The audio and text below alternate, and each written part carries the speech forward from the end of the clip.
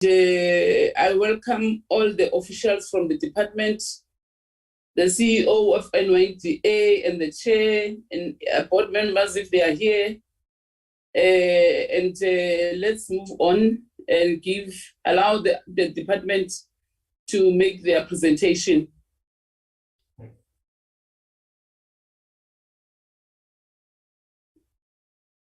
Maybe before, are there any apologies, Nelisa?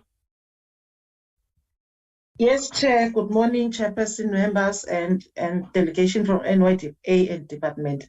Chair, received 2 apologies from members. One is from Honorable Sonyana, who will not be attending, and the other one from Honorable Sharif, who is the on sick leave. Yes. Okay. And then 2 are from 2 board members who are flying. One is flying in to the country, the other one is leaving the country. Chair. Who is the other one? Oh, the first one is Miss Alexandra Proctor, who's leaving the country today. And the other one is Miss Lebogang Mulais, who's been flying back today to the country. No, it's okay. Let's hand over to the department. Dr. Penis.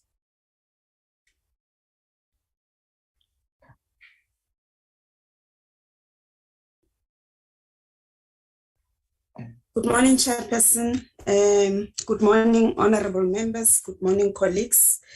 May I request the presentation to be flattered by the Secretariat?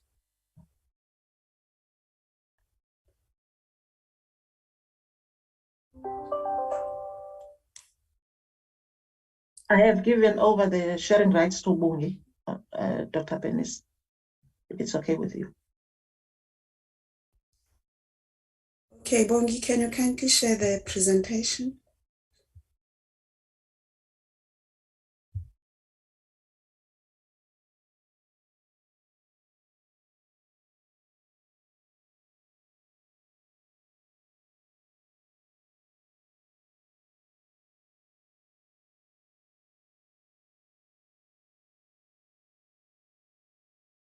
Recording in progress.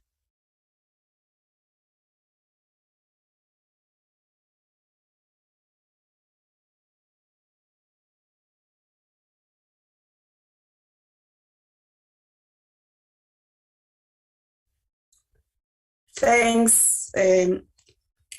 Thanks, honorable members. Bongi, I'm going to request that you kindly move the slides for me.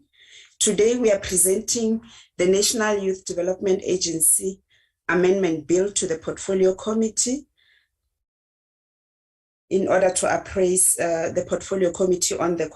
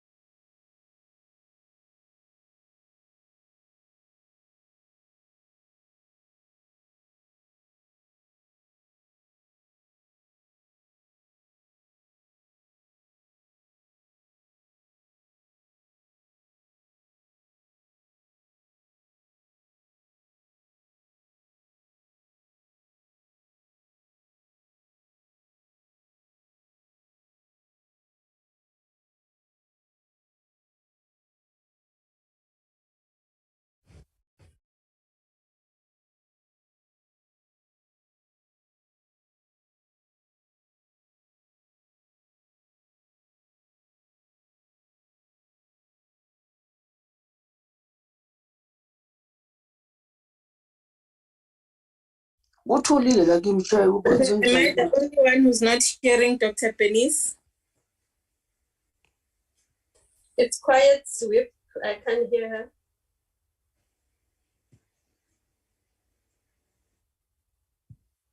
Dr. Penis? Doesn't look like she's in the meeting anymore. I think she's back. Dr. Penis?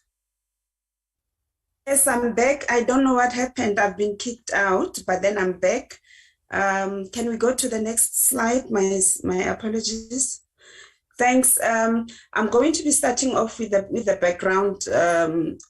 In terms of the National Youth Development Agency establishment, we know that it was established in 2008 as a measure of the National Youth Commission and Umzobomvu Youth Fund. And when the agency was established, it was established through its legislation, the NYDA Act number 54 of 2008, which is the act which is currently being amended. And then the reason why the act is being amended is mainly to address the challenges related to execution of the agency's broad legislated mandate. When the first board of the agency was in place, they presented to the then minister in the presidency that there are challenges related to implementation of the broad mandate of the NYDA Act. And as a result, they proposed that the act should be amended in order to intensify youth development service provision. The department has since initiated the process of establishing of amending the NYDA Act, and there were extensive consultations which were conducted with relevant stakeholders across all sectors and spheres of government. What I would want to say is that when the Act was amended, we started first by consulting with all different provinces through offices of the premiers. And then we also consulted with the stakeholders in the civil society sector, including the net-led constituencies.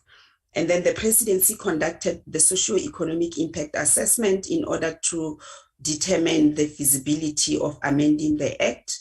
And we requested the office of the Chief State Law Advisor to assist us with the drafting of the bill as well as certification of the bill. And then the draft bill was presented to Cabinet through the clusters, and it was then tabled in Parliament in February 2022. Next slide. In this slide, we just indicate why it is important to amend the NYDA Act. I've already indicated that one of the key issues is based on the fact that the aim was to intensify youth development service delivery, and then also to ensure that the broad mandate of the NYDA is actually narrowed down in order for the NYDA to be more focused and to reach as many young people as possible. It is important to do that given the fact that young people constitute more than a third of the population in the country, and therefore a large segment compared to other population groupings. And then again, we know that in South Africa, like the rest of the continent and the globe, youth development is being intensified in order to advance empowerment and development of young people, but then also to address the consistent stubborn challenges that are actually facing young people, such as multidimensional poverty, structural unemployment, and inequality. And this is actually evidenced by the various social ills which young people continue to experience, such as their exclusion from the mainstream economy, lack of access to opportunities. So it is important to ensure that we actually put young people at the center in order to address their challenges through investing in them, but then also to ensure that they continue to participate in societal affairs. Next slide. In terms of the process that was followed in amending the NYDA Act, it is outlined in this slide. We solicited inputs and comments from the offices of the Premier, and then the Minister since appointed an interdepartmental task team, which was responsible for development of the or the drafting of the NYDA bill. The task team developed the base document which proposed the amendment areas. And then the document was consulted with various stakeholders internally within government, but then also externally with the various stakeholders. A socio-economic impact study was conducted by the presidency and certificate was granted. The bill was refined, submitted to the minister for approval. It was then submitted to the Office of the Chief State Law Advisors, and then at the Department of Justice and Constitutional Development for drafting. The bill was consulted with the stakeholders again internally. It was presented to the various clusters. All the different government clusters were actually consulted. We have listed in the slide that the social protection and community and human development cluster, as well as the economic cluster, the governance, the justice development committee, they were all consulted, as well as their technical working group. The bill was then presented to the cabinet committee and to the cabinet for approval, first as a discussion document. It was consulted again with the various stakeholders. The portfolio committee will recall that we were even requested that we should publish it in the government gazette, and that was done. It was advertised in the newspapers. It was even consulted with the Netlake constituency. The bill was then referred again to the various clusters of government where it was presented. Approval was granted that it should be presented to cabinet committee, and then cabinet finally granted us approval for the bill to be tabled in Parliament in February. Next slide. In terms of the strategic focus of the bill is that it seeks to address the challenges that were identified in the practical implementation of the original NYDA Act. And this is in line with Chapter 11 of the NDP, which highlights the need to build an effective development system that brings an improved result for vulnerable groups while enhancing the state capacity to deliver services. As an entity of government, it's very important that the agency should be effective and efficient in delivery of its services. So if there are issues that hinders its practical implementation of its mandate, there's a need to actually address those. And then we also, the amendment is also aligned to the need to advance effective and efficient service provision as articulated in the NTSF, and all this will contribute to attainment of the NDP's goal of ensuring a capable development and an ethical state that directs implementation of the DDM.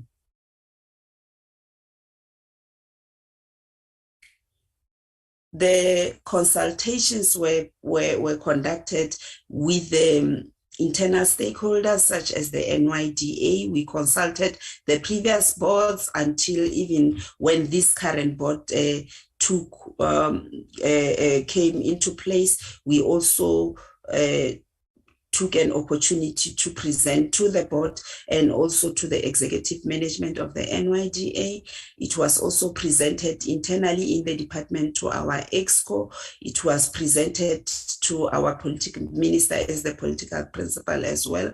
Minister even convened the political youth formations as represented in government, and the bill was presented to them and inputs were received and integrated. It was presented to the technical working groups of the clusters cabinet committee, and then cabinet to the National Youth Machinery Forum, which is consisting of the youth focal points across different government departments at national, provincial, as well as local spheres of government, and then even to the Social Youth Development Forum, consisting of the youth focal points within the social development sector. It was presented to the South African National Youth Council. Portfolio Committee was also briefed on the bill. And then we have since published the bill.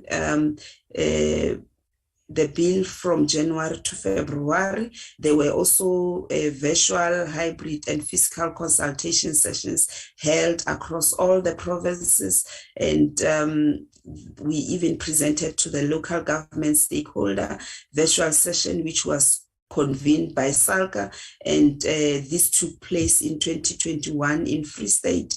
It was presented to the National Civil Society Organization, including NETLEC, and even to the various sectors, clusters of government, again, during the second consultation. Next slide. We have attached the consultation report, which has been circulated to the portfolio committee, reflecting the key comments and inputs which we received from stakeholders, and of which many were actually taken into account. And then we are going to be summarizing the proposed amendments. First, there was a need to amend the NYDA Act in order to ensure that there is alignment with the President's pronouncement for establishment of the Department of Women, Youth and Persons with Disabilities.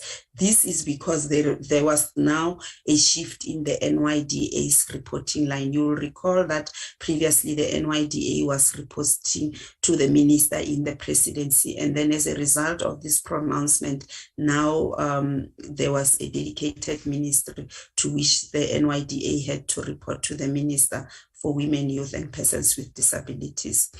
And then also to respond to the outcry from the public regarding poor visibility of the NYDA, particularly in deep rural areas. Like I said, that the aim is to intensify service provision. So this is to ensure that we reach as many young people as possible, and also to make the NYDA's broad mandate to be more focused given the resource mandate, the resource constraints, and to ensure that resources are directed to better areas where there is greater need and improve management of public expectations.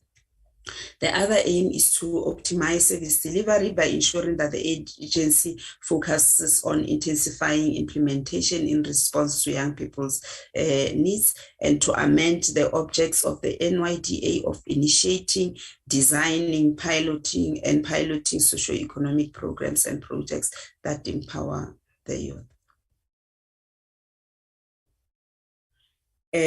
We also wanted to clarify the NYDA's role in relation to those of the other key players, and to provide for key programs that are scalable and have got high impact, such as the National Youth Service, Youth Entrepreneurship Development and Support, as well as Youth Advisory and Information Services and issuing of grants, to establish offices which offer the NYDA products and services at provincial as well as local levels, and to enhance the NYDA good governance as well as stability within the agency.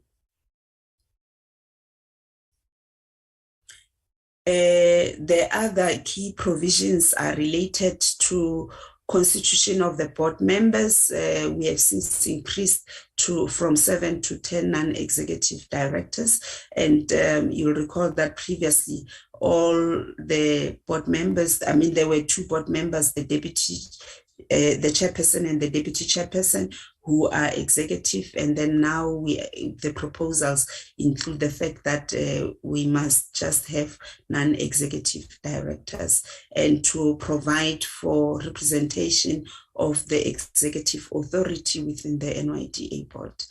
The Act even prescribes the eligibility age for appointment of the non-executive board members with voting rights to be between 18 and 35, and that the board, the term of office of the board should still remain at 3 years.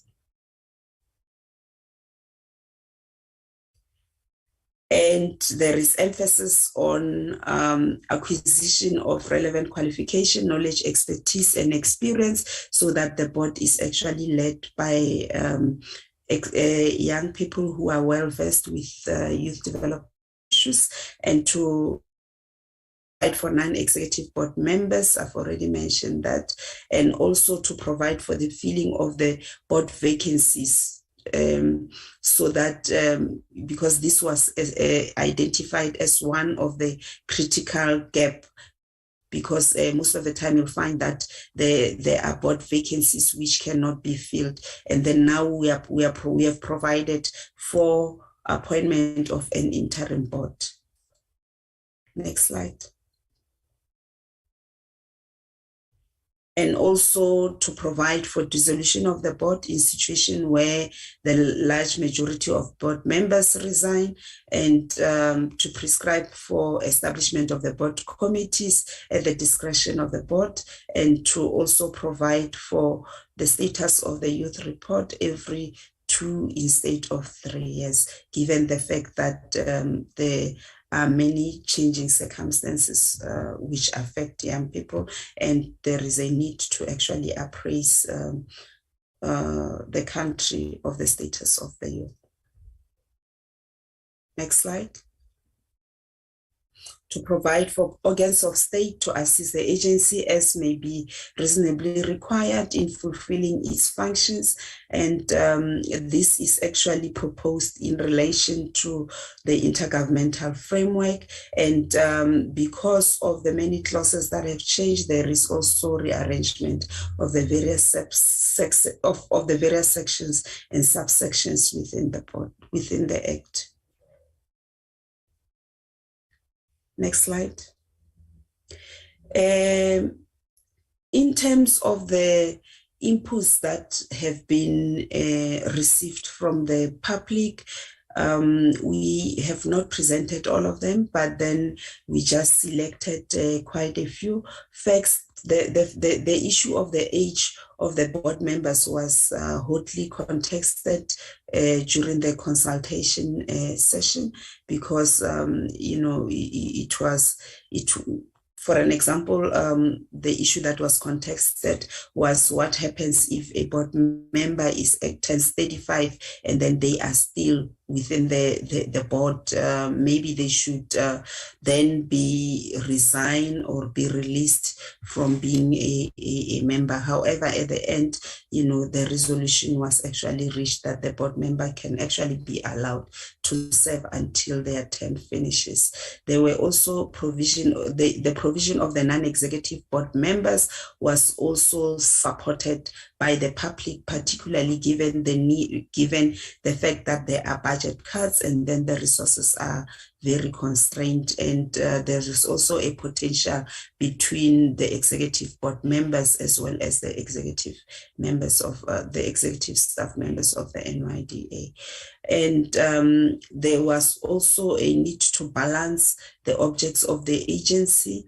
This was actually important to ensure that there is no role conflict with other role players within the youth development space. The need for provincial representation or even provincial boards also came up. This, to a larger extent, actually delayed this act, which started a long time ago, because sometimes you will find that there was lobbying and advocacy for establishment of the provincial boards. But then this was also seen to be fragmenting the agency, because you will find that there may be misalignment between the provincial board and the National Youth Development Agency. 50-50 gender representation on the board and meaningful representation for persons with disability was also raised, and this was widely supported. We have seen as evidence, the issue that our board is mostly female-led. And then the agency service delivery model was also, it was also mentioned that it must not ignore the issue of the 4IR, and however, it must even take into account utilization of the traditional, the use of traditional methods in order to reach young people. This was in recognition of the fact that we know that we still don't have connectivity in most deep rural areas, and there is lack of 4IR infrastructure, and therefore we must balance the utilization of technology and traditional means. Next slide. We have tabled and presented this bill to the portfolio committee, and we are requesting that the portfolio committee should note the contents of the consulted NYDA amendment bill, and that the portfolio committee should note that both the department as well as the National Youth Development Agency teams will be available to support the portfolio committee for women, youth, and persons with disabilities throughout the public participation process until this bill is enacted into law by the President. I thank you.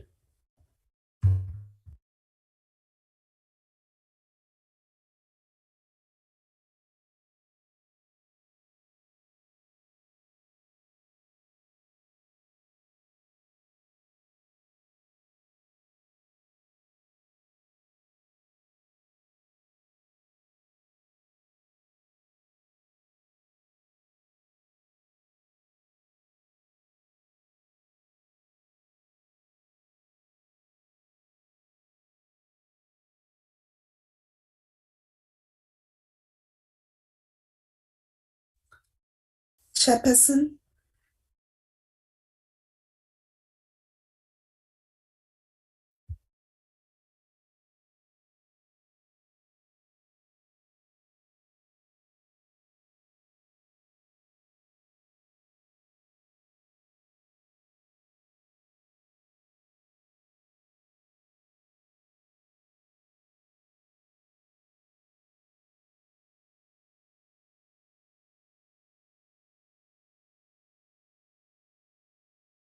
Honorable Masiko. Yes, Honorable Shongs. I see Maybe that can you check on the the chairperson? chair has a problem. Thank you very much, Dr. Bernice. Do we have any contributions from the chairperson of the NYDA?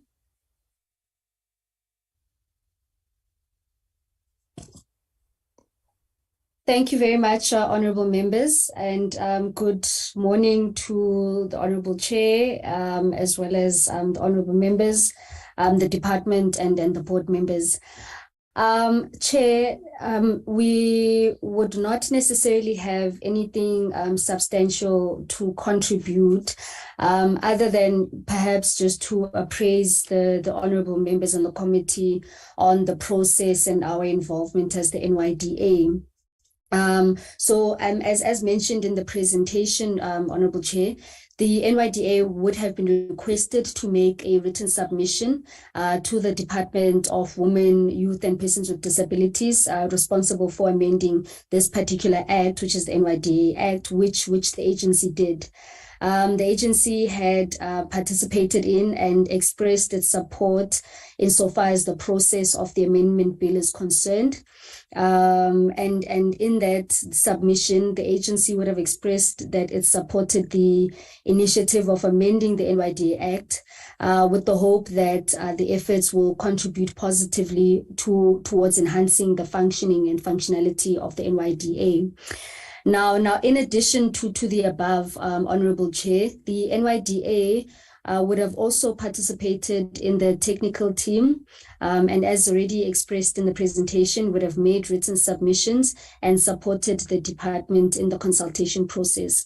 Now, this, honorable members, would have happened as it relates to the bill. The majority of the work in respect of the bill was concluded prior the appointment of the fourth board of directors, which is ourselves. However, the department during our induction had made a presentation to the fourth board, wherein it outlined the process to the board and afforded the current board an opportunity to make our own inputs, which we did. But I think it's safe to say that, Honorable Chair, we would have expressed our support for the process of amending the bill, and we would have been satisfied with the process that would have been followed thus far, insofar as the consultation with the relevant stakeholders. And we would then also equally express our support for the process that is complete insofar as the parliamentary process. So Recording in progress. That would be my brief summary as it relates to our involvement insofar as this process is concerned, Chairperson. Thank you very much.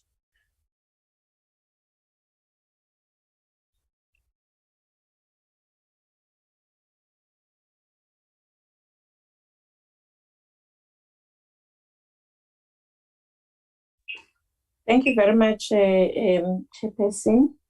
And honorable members, here is the presentation from the National Youth Development Agency. I don't know whether it's Kashifa or it's Dr. Tembe who will then assist us with highlighting what then becomes the process now that the bill is with us in Parliament. Is it Dr. Tembe or Kashifa, if you can assist us with that? Morning, Ms. Masiko. Just in terms of process, Neliswa will explain in terms of the parliamentary legal advisor, as well as matters pertaining to the public hearings and the way forward. So we'll hand over to Neliswa just to indicate to the committee who our legal advisor is from Parliament and then what needs to happen with respect to the public hearings. Thank you. Thank you, Kashifa. Neliswa.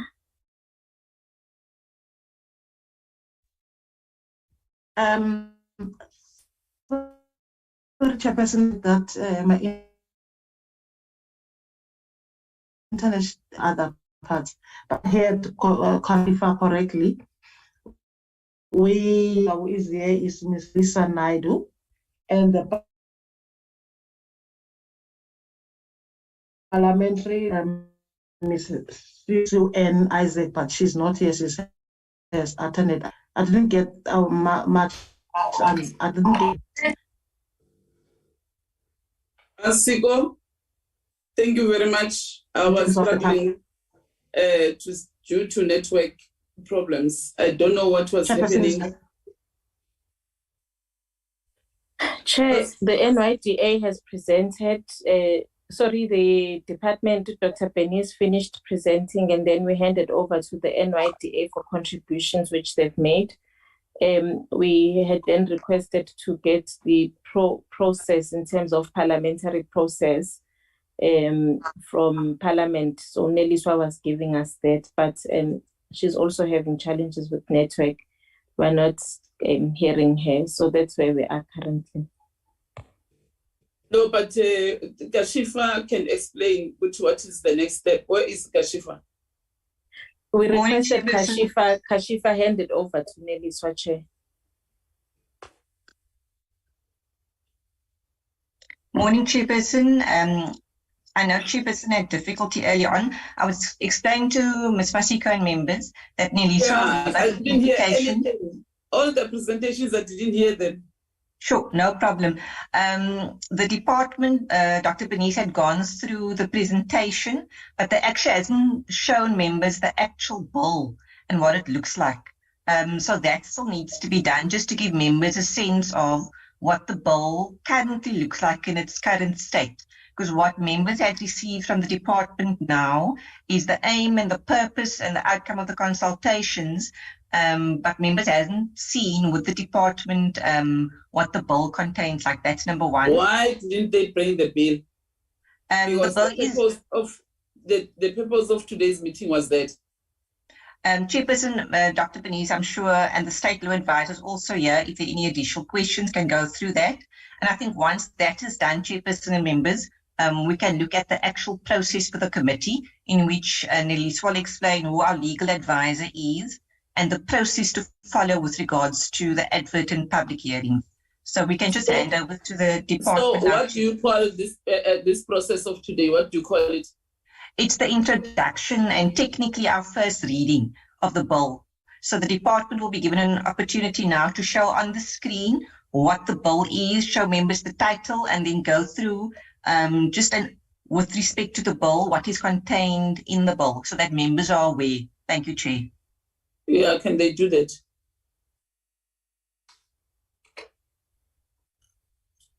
Thanks, Chairperson. Bongi, can you kindly show the bill, and then I can just go section by section.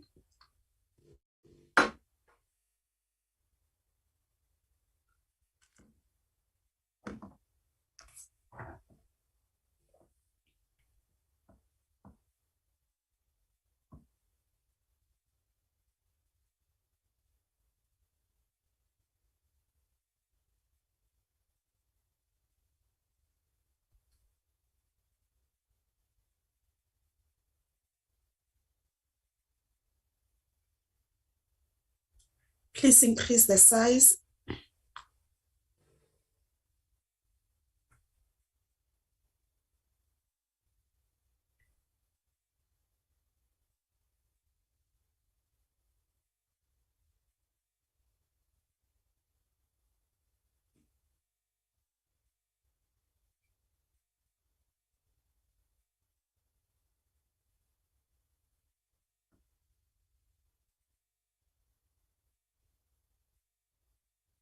Kosana. Let's call him to gate in.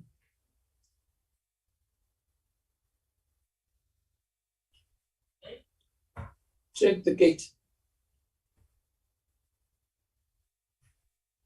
Okay, thanks, Bongi. I think you will just scroll down as I speak to the bill.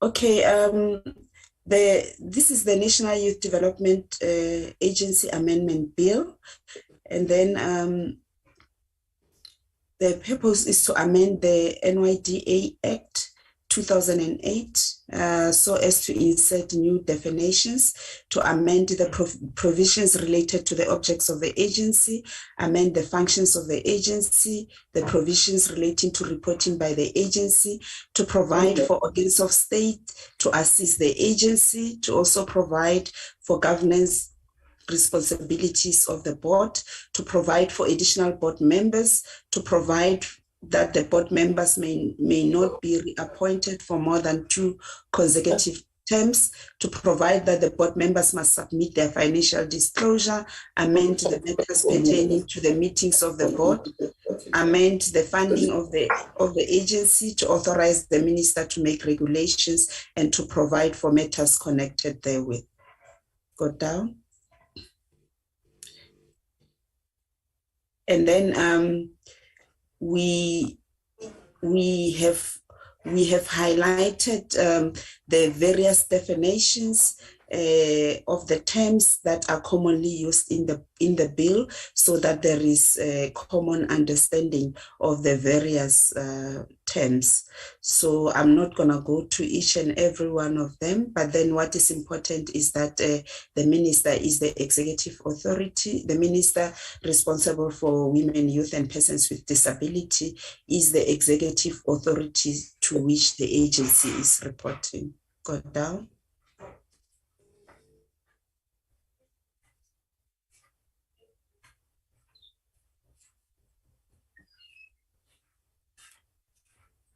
And then in section 3 of the bill, we have actually amended the objects of the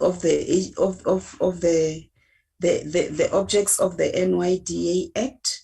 You will recall that previously in the original act, it was stipulating that the agency is responsible for designing, implementing, monitoring, and evaluating youth development programs. So we have amended that to say that the agency, in order for it to be more focused, it will initiate, design, and pilot youth development programs which are to be implemented.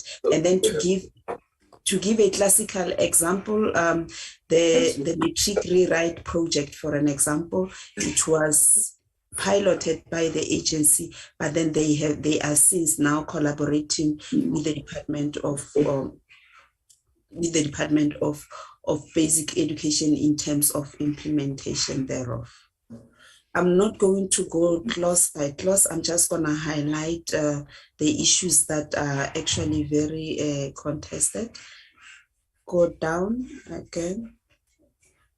And then in section In section 5, we have also amended the functional areas of the functional areas which the agency is going to be focusing on. We have now highlighted the National Youth Service as a flagship program of the agency, to say that the agency will focus on the National Youth Service program. Previously, it was the National Youth Service and social cohesion, and we know that social cohesion is primarily the mandate of DSEC. And then on economic participation, we have amended that it will focus on economic transformation, job creation, and entrepreneurial support. There is emphasis particularly on the issue of job creation and entrepreneurial support, and you would have seen that the agency has already started with that. On policy, research, and development, we have said that the agency will focus on research and development, with the policy being the mandate of the department, and then the department is since now focusing on policy development. On Dr. Penis, just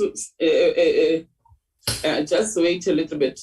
Yes. Why do you want to take away policy? Chairperson will note that in terms of the current best practices, the parent department is responsible for policy mandate, whereas the agency is responsible for intensifying implementation of programs. So if you can, we can just benchmark, for an example, with departments such as Department of Social Development. It is responsible for policy development. SASA is responsible for implementation of the programs, and another agency which the Department of Social Development has is the National Development Agency, which is responsible for implementation of programs, whereas the parent department, which is DSD, is responsible for policy mandate. So in line with all these best practices, the Department of Women, Youth and Persons with Disability focuses on development of the National Youth Policy as well as other policy frameworks, whereas the agency will focus on implementation thereof. What is the view of the NYDA regarding this one? So you are saying they are going to concentrate on research and development, not policy? Chair. Yes. It's the DG. I joined through Bongi's email. My apology for joining late. I was in cabinet, the cabinet committee. Schedule 3 of the PFMA, which the heading is other public entities. It's like there are two schedules. There are two schedules that talk to public entities. Schedule 2 lists the public agents or public entities that have the powers to develop policy. There are very few. And then Schedule 3 lists all those that do not have the powers to develop policy, and NYDA is part of them. Schedule 3, and NYDA is a Schedule 3 public entity. So it doesn't have the powers to develop policy. I know that previously, when it was established, it was given those powers, but in terms of the of the Public Finance Management Act, Schedule 3, it doesn't have the powers. Thank you, Chair. But DG, the reason that you are taking it out is because of the schedule that you're talking about. When in its initiation at first, why was it given those powers? Most probably the National Treasury had not amended the legislation or whatever. I'm not sure, but it falls under Schedule 3 of the PFMA. It's listed, in fact, not just for, it's listed under Schedule 3 of the PFMA. What is the view of NYDA regarding this? Chairperson? Yes, Chairperson? Yes. I've mentioned that the board, the then board of the NYDA, realized that there were provisions within the NYDA Act which are not feasible to be implemented. It was actually the board of the NYDA which listed policy function as one area that they are requesting that it should be transferred to the, at that time, we were not even the department, we were still in the presidency, but then they requested that the youth development should be responsible for development of the policy. It was on that basis that the youth development unit led the process of developing the first, second, and the third policy. It was at the request even of the NYDA board at the time. Can I ask the state law advisor, your legal opinion, Ms. Lisa? What is your legal opinion regarding this one?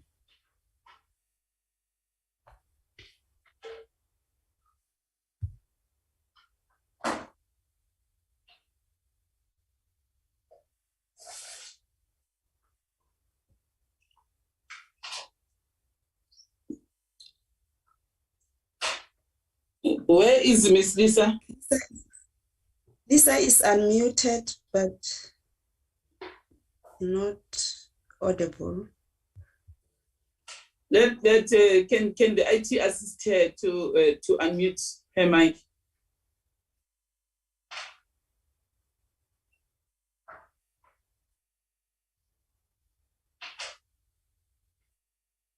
IT, can you please assist Lisa to unmute her mic?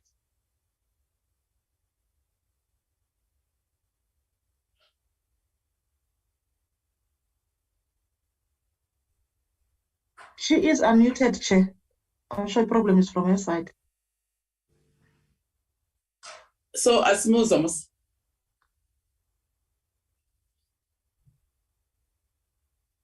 She posted on the chat. She wrote what?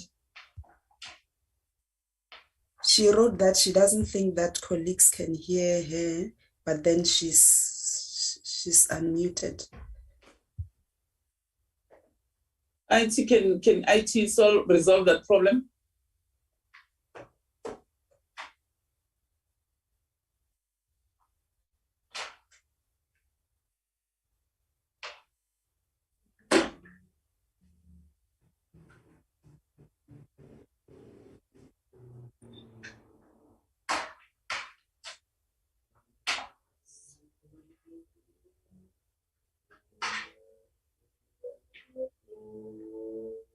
Maybe she must also check the volume. Maybe it's the volume.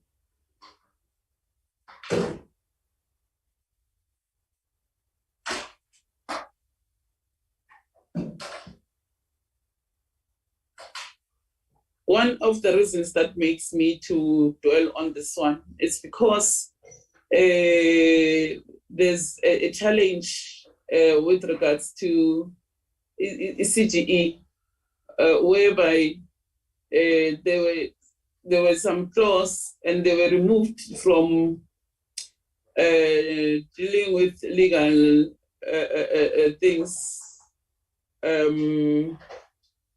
Honorable members can remember that. Kashifa, can you remind me what is the problem with CGE now?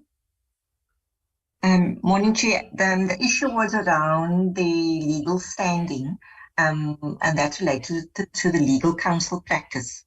But that's a different matter in relation to the policy issue which Chair has just raised. Yes. Maybe if Ms. Naide could just log out and log in again, and then Chairperson, we could look at the next issue and then come back to her when she's logged in again. Thank you. Yeah, I'm dwelling on this one because you see, I don't want you as a department to amend things that tomorrow will come back to us, you know, on why have we done that, why did we amend it? taking out policy for NYDA, and which is something that is very much important. And as we speak now, DG, yes, Chair. As we speak now, I'm making an exam. I'm citing CGE problem that they are having now, where the state law advisors were amending some other things, and CGE was taken out of the list, and not to do with other things. And now it's a challenge for them to do certain things as CGE. So that's why I was asking about this one. What is the view of NYDA, and what is the legal opinion from the state law advisors, so that they can share with us, so that as we move forward, at least we know we did raise this in a meeting, and yes, this is what they gave to us. Yabo? Okay, Chair. But also, I think, Chair, they should take into consideration the fact that CGE is a Chapter 9 institution, which might not be covered by the section that I'm talking to, but NYDA is covered by the Public Finance Management Act, Schedule 3. So maybe that's where the difference is. Yeah, I'm saying I'm citing CGE, which at a later stage, then something became a problem. That thing became a problem for them now, which they'll have to go back and correct it, because it's blocking them to do some of the things that they are supposed to be doing. So I'm saying I'm checking this one. Oguchi, this also. We need to get a clear understanding, so that as we move forward, we know exactly what was the explanation of the department, and what was the view of NYDA, and what was the legal opinion from the state law advisors. Maybe if Lisa can log out and log in again, maybe problem is about sorted, so that at least we get their legal opinion. Maybe Dr. Penis, you can continue to the other one, Roman point 4, and then Ulisa, when he's in the right space, then she can raise her hand and make the chair aware, so that we can go back to this one. Before maybe they come in, CGE is under Schedule 1 of the PFMA, because it's a constitutional body, and then NYDA is under Schedule 3. So I'm just saying, maybe comparing the two might not assist that much. And compare, I'm saying as we move forward, these are the things that we need to have a clear understanding, so that when we are agreeing with you, at least we would have discussed this, and then we understand which this amendment is relevant. Okay. Yeah, okay. Or not. Yeah. Okay. Yeah. Okay, angaqhubeka with Dr. Penis, and then Ulisa Magasa, right, can shout, so that as Okon was thinking their legal opinion. You can continue, Dr. Penis, Roman figure 4.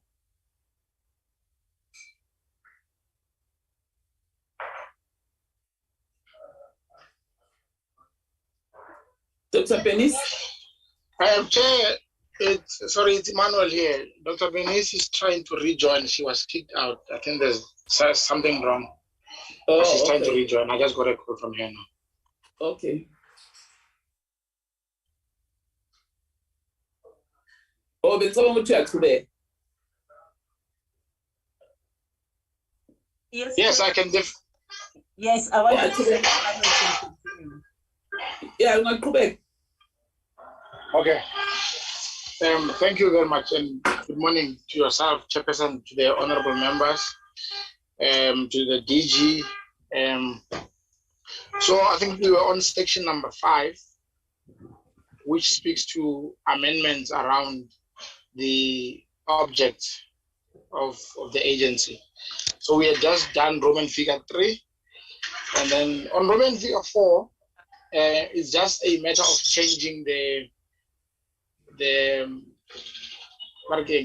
how the item is written. So governance, skills development, as opposed to training, and then the issue of also on Roman figure number 5, speaking about youth advisory and information services. So you see in terms of the writing there are insertions that are being made. Those are the items that are underlined. And then the items that are involved, they are those that are being removed from the original legislation. So in some instances, like under Roman figure 5, it is just a matter of cleaning the language and cleaning the grammar. So the National Youth Fund under Roman figure 6 remains as is, but you see that there is Roman figure 7 there, which speaks about management of interventions needed to assist youth to find employment, which I think if you consider the current status of youth unemployment in the country, it is a very noble object to pursue for an agency of this type.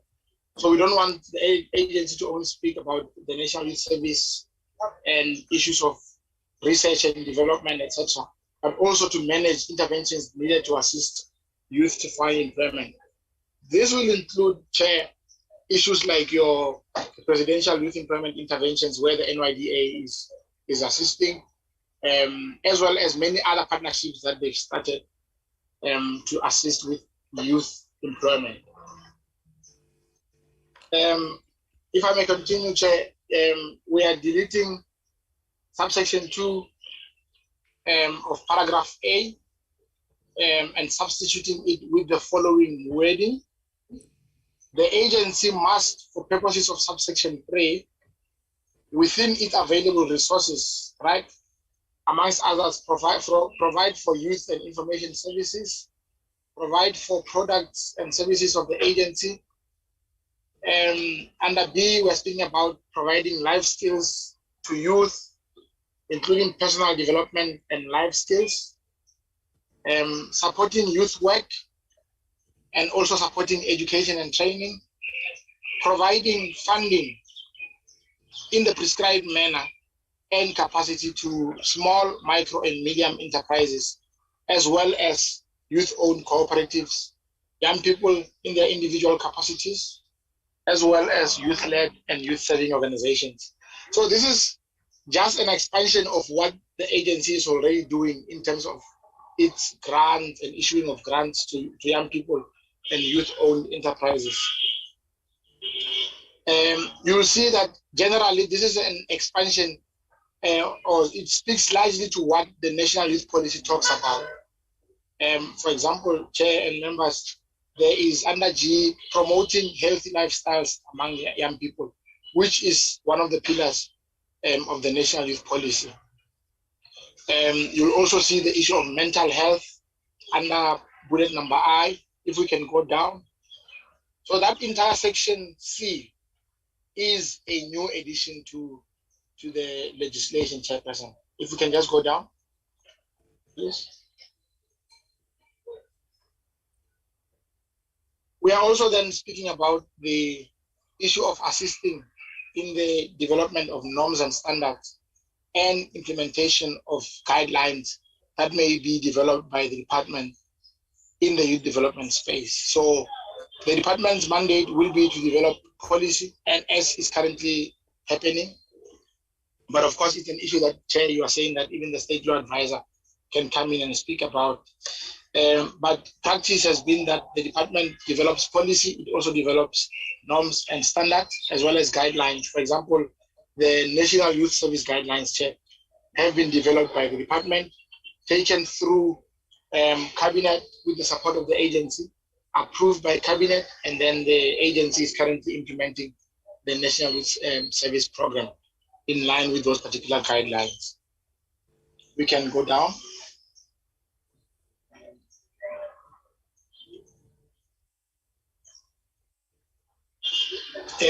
I'll just speak to what we are adding as well. You'll see that under M, Chair, what is underlying is that the agency must conduct research that impacts youth.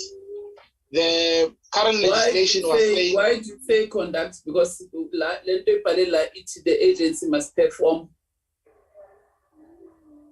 any other function as determined by the minister. Or yes, that is the one I'm going to is on top. Yes, under M, Chair. So we are changing the language from the original legislation, which was saying conduct investigation. So we found investigation to be rather peculiar. So it's being amended to say research, which is very clear and practical. And then the one that you are talking to is that the agency must perform any function as determined by the minister. So at any point, at any given time, the minister as the executive authority can request the agency to perform a function that relates to any issue that pertains to youth development. So this particular clause then will allow for that particular work to can be done by the agency, Chair. And then so as we move according to how you drafted it now, when you say the agency must perform any other function as determined by the minister, you mean the Minister of Department of Women or any minister? Yes, Chair, we mean the Minister of Department of Women, Youth and Persons with Disabilities.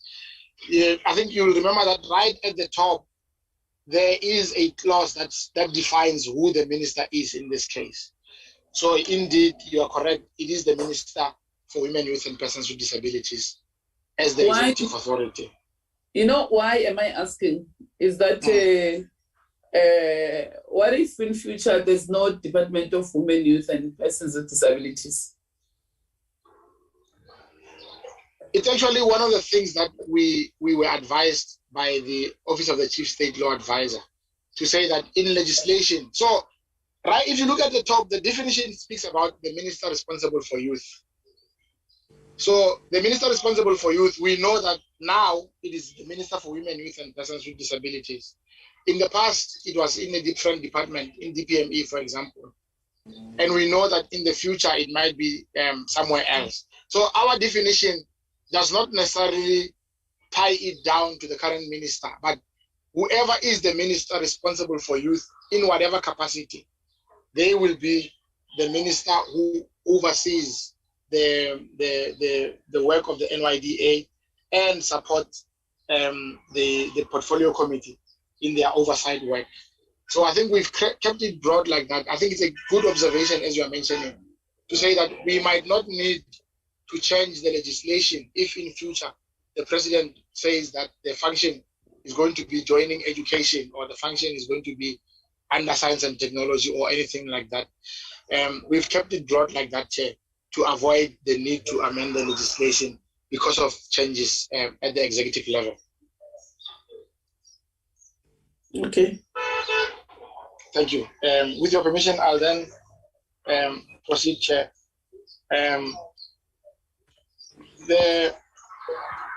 Dr. B, when she presented earlier in the presentation, she spoke about this particular one under Section 6 to say that the agency must now, instead of every 3 years, do the status of youth report every 2 years and submit that report to the minister. And then this clause then also speaks about what will the minister do once she receives this particular report. The minister, for example, must process it to Parliament within 90 days, and then it should also be gazetted within a reasonable time after tabling by Parliament. So that is just quickly what the new clause speaks about, the status of youth report, which is a very important report that speaks about general progress around youth development in the country. in line with the pillars of the youth policy and any other indicator which we deem as important in the youth development landscape of the country. So that's under section 6. And then section 7 also was touched in the presentation by Dr. Bernice. It speaks about the role, the support that other organs of state have to assist the agency with in relation to the Intergovernmental Relations Framework Act. So I will not be repeating this part. It just aims to ensure that the NYDA can be able to work with any organ of state as may be necessary. It can be in provincial government, in national government, or other entities. As long as they are organs of state, they need to see this as an obligation that they may support the agency in exercising its powers and functions. And then we can move on to section 8, which speaks about the governance responsibilities of the board.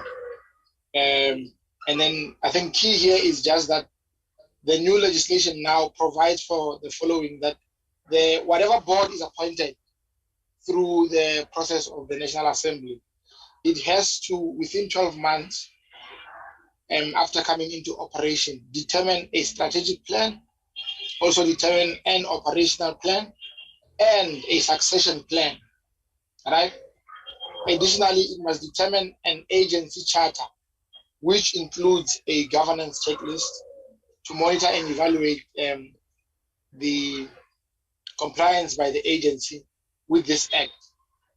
And then additionally, they must also manage the financial and other resources of the agency in line with the PFMA and any other available legislative prescript.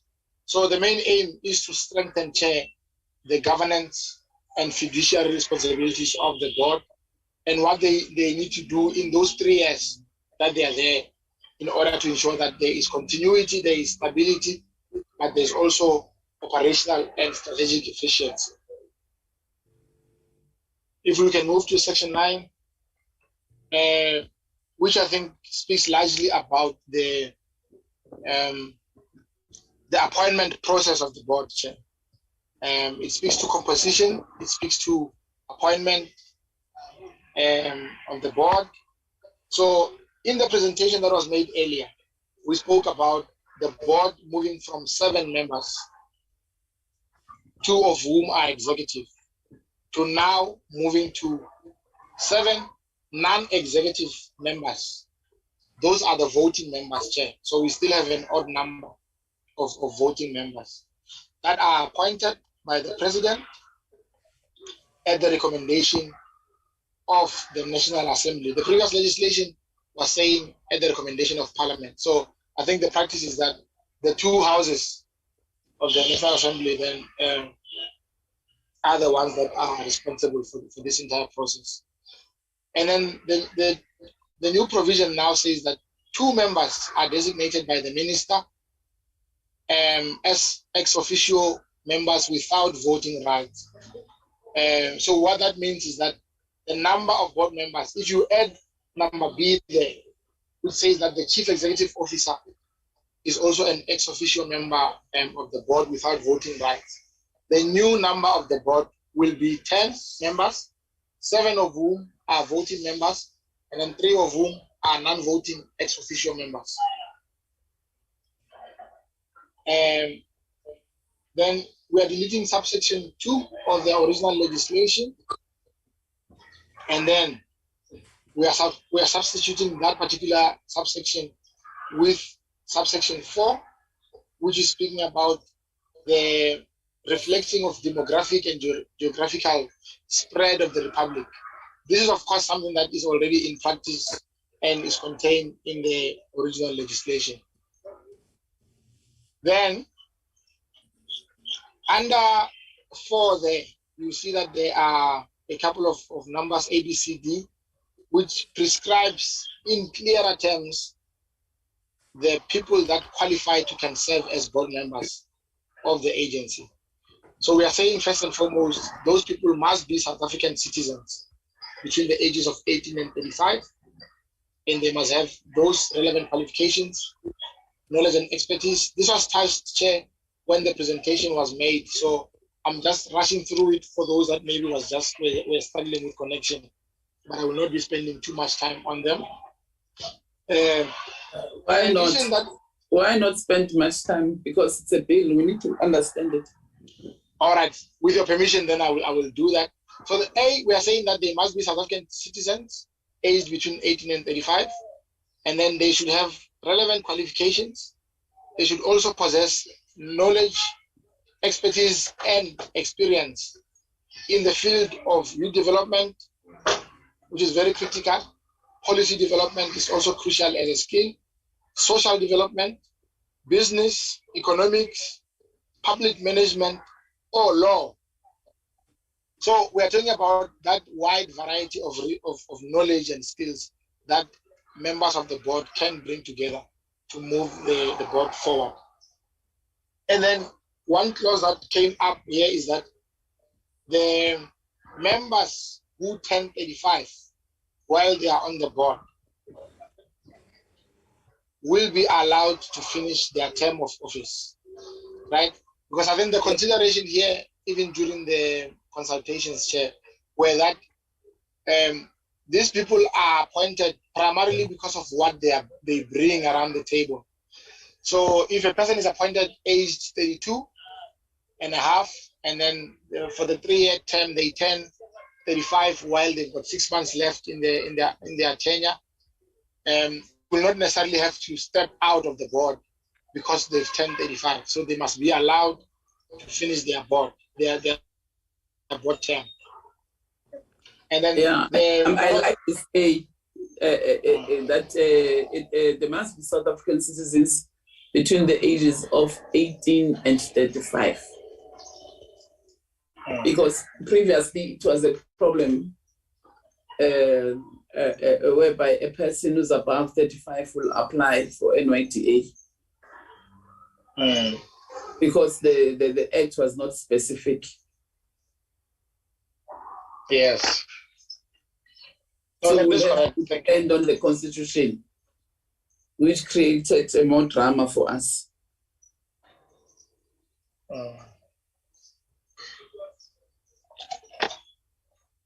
When we say relevant qualifications, you see, as a portfolio committee, we were criticized by the public when we were doing the shortlisting, and some of the people didn't have a metric. But remember, with NYDA, it was accommodating everyone for as long as it's a youth. So the categories, all categories were accommodated in terms of those young people who are from poor backgrounds, who were not even able to go further with their education. A person, we were using our own discretion that at least a person must have a matric plus, but I'm sure the way you have captured it, saying have relevant qualifications, knowledge, expertise, or experience in the field of youth development, policy development, social development, business, economics, public management, or law. I think partly it's fine.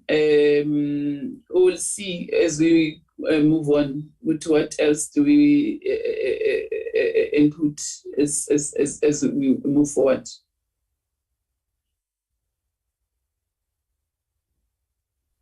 You can continue, Manuel. Okay, thank you so much, Chair. So, yeah, I think on the last point that you are raising, I think this, I agree with you, will help But I think you will see that even as we go out for public participation, it's going to be rising again, because it is not necessarily the intention of the department to then exclude anybody who is, for example, not degreed, right? Mhm. So if, for example, a person has a higher certificate there or a diploma there, but we sense that with the knowledge that they have, the expertise or experience that they have, they can still add value to the board. I think the window is still open if you look at how this is captured. So we are not trying to create an elitist type of organization. Then the other issue, Chair, was that the under section E, subsection E, the president must, the document here now says, the president must, from the members contemplated in subsection 1, the above that we spoke about, designate one of the members as chairperson and another as the deputy chairperson. And both are, we are removing that executive provision to be non-executive directors. So when this new bill is passed, if it is passed in this format, then there will no longer be any executive members of the board. In the presentation, Chair, this clause was really delved into to say that the intention is then to clearly separate the governance and fiduciary responsibilities of the board, as well as the day-to-day functioning of the executive of the agency in terms of the executive management. And part of what we did when researching this clauses was to check as to whether will this in any way affect the fiduciary responsibilities of the board. And I think largely we didn't find any threat of that nature. The board can still have oversight on the agency, even if it doesn't have executive directors. But the chair and the deputy chair, are they still going to be full-time? Because we need to guard against a situation whereby the chair and the deputy chair are part-time. Because, when a person is not full-time, it's easy for the person to say to you, by the way, I'm not full-time, I'm doing this part-time. So how do you expect me to be accountable when I don't have those powers? I at first I thought that maybe this is desirable, not to have. Kantubani lona uwe ofumunye umuntu lo lokasiphazamisa ostart imoto wenzani wayengavali mic yakhe.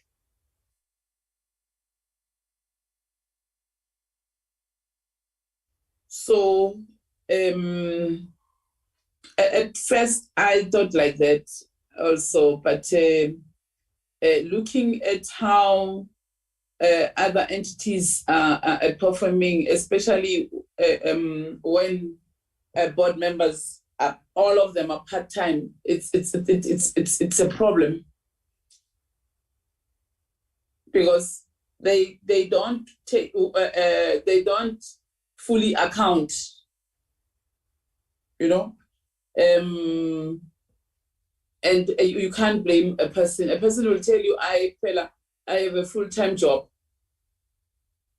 so I'm doing this part-time. So it has its own challenges, one way or the other.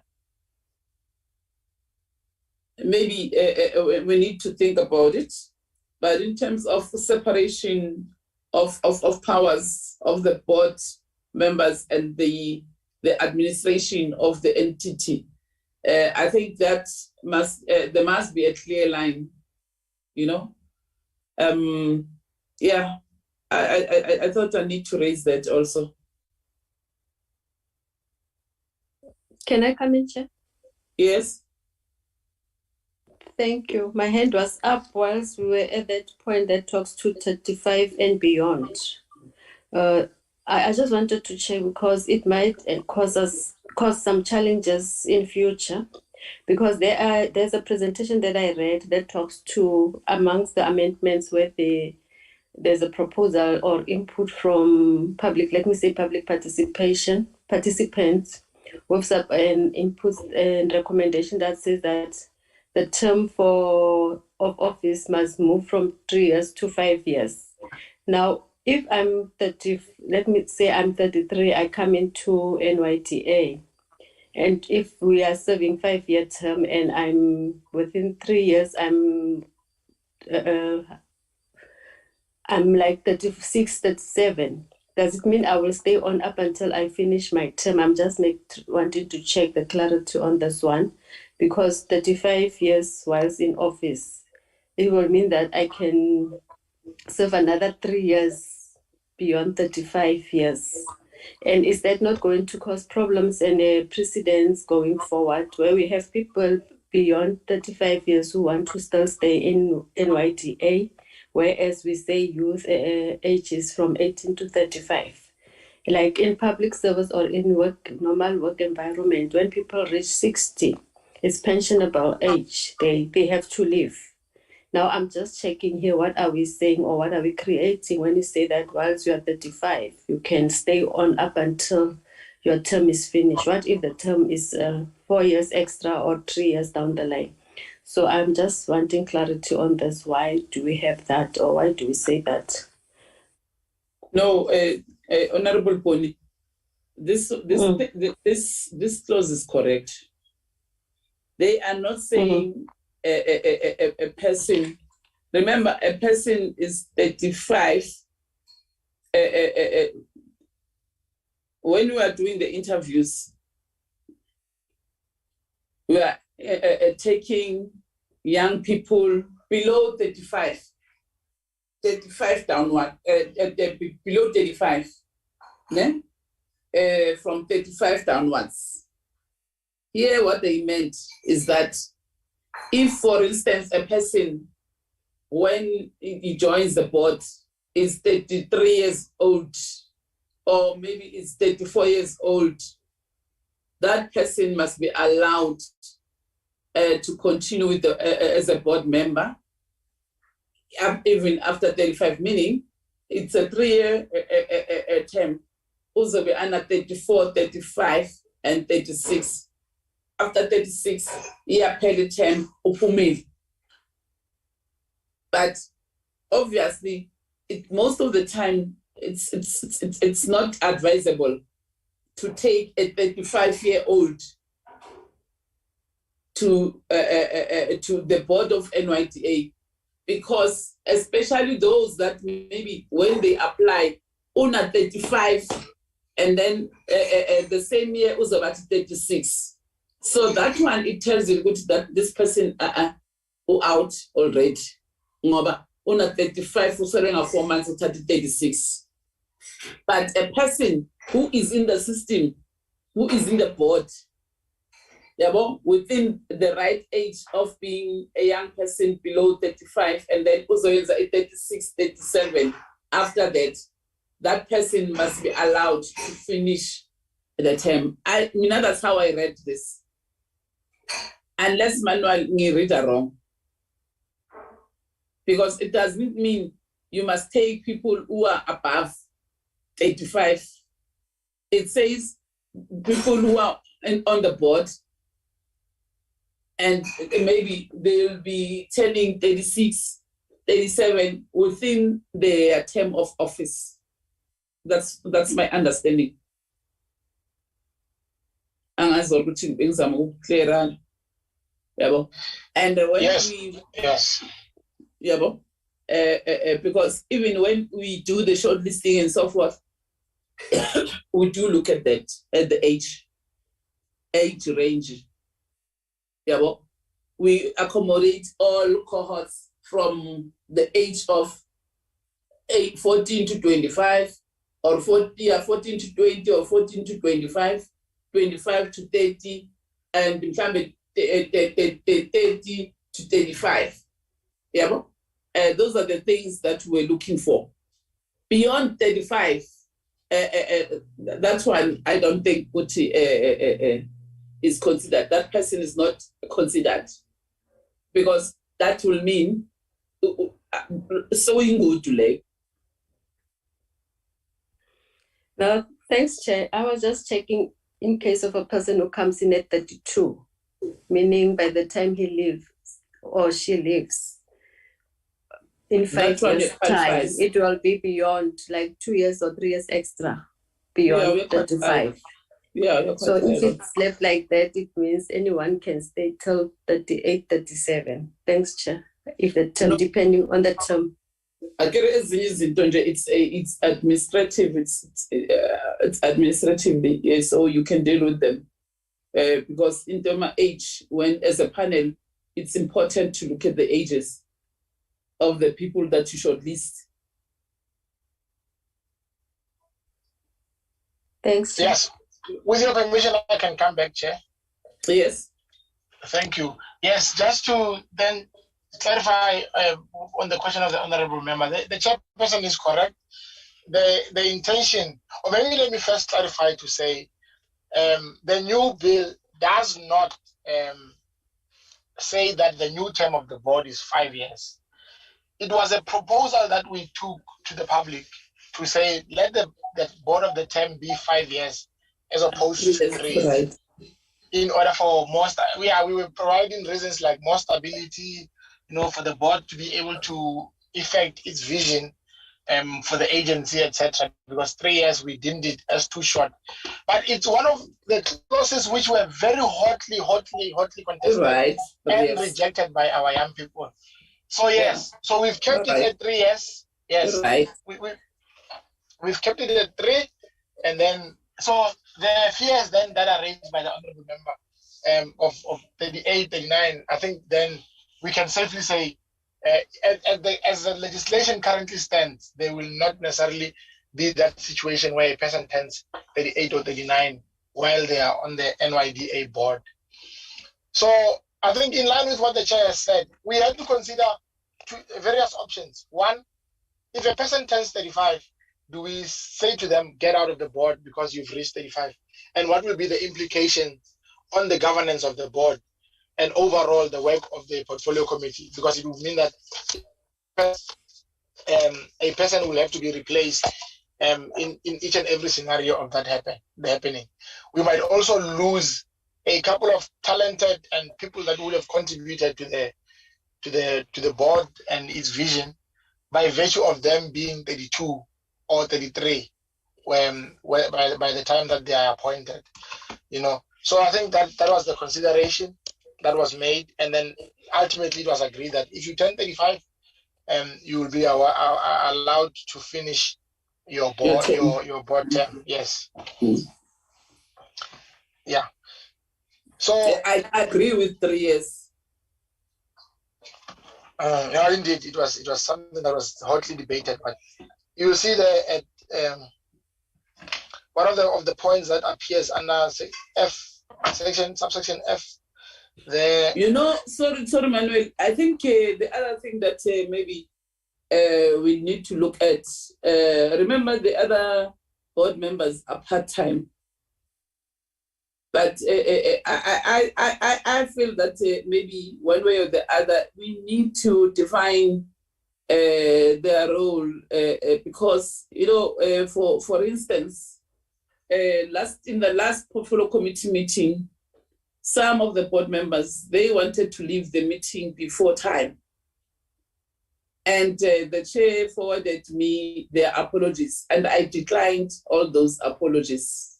That it cannot be correct that board members, they want to leave the meeting. 80% of them, they want to leave the meeting before it ends, citing my responsibilities, things that they are doing. And I said, no ways. You said you availed yourselves to be appointed to this board. The fact that you availed yourselves to be board members, it means you have considered all your things that you are having in your bag, you know, and I refused. So that on its own, it tells you what kind of people do we have.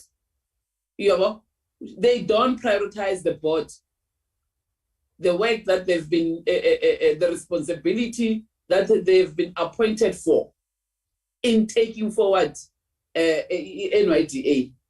So how I wish that we can have something, I don't know, as much as we are able to talk about the chair and the deputy chair, they were executive members, and those are the ones who were taken as if they are the ones who must be like horses, you know, and account on behalf of the governance structure. But remember, all of them, they have a role to play. I'm not sure. I'm giving you, Manuel, and with the department to think. I don't know how do we have something that will bind them to take this as important, rather than them. It's like Gibo. It's leisure. Ngizoya mangifuna mangafuni nginento zami ngizoconcentrate entweni zami. Anyway, I'm part-time. Why did the person apply? When young people, the country is faced with many challenges of youth. So it's food for thought, which in order for us to make people who want to become board members, by such a serious, what is it that we can do? Emmanuel? Yeah, thank you, Chairperson. I think the point you've just made is well noted. Even the chair of the board, I'm sure she's also noted the same.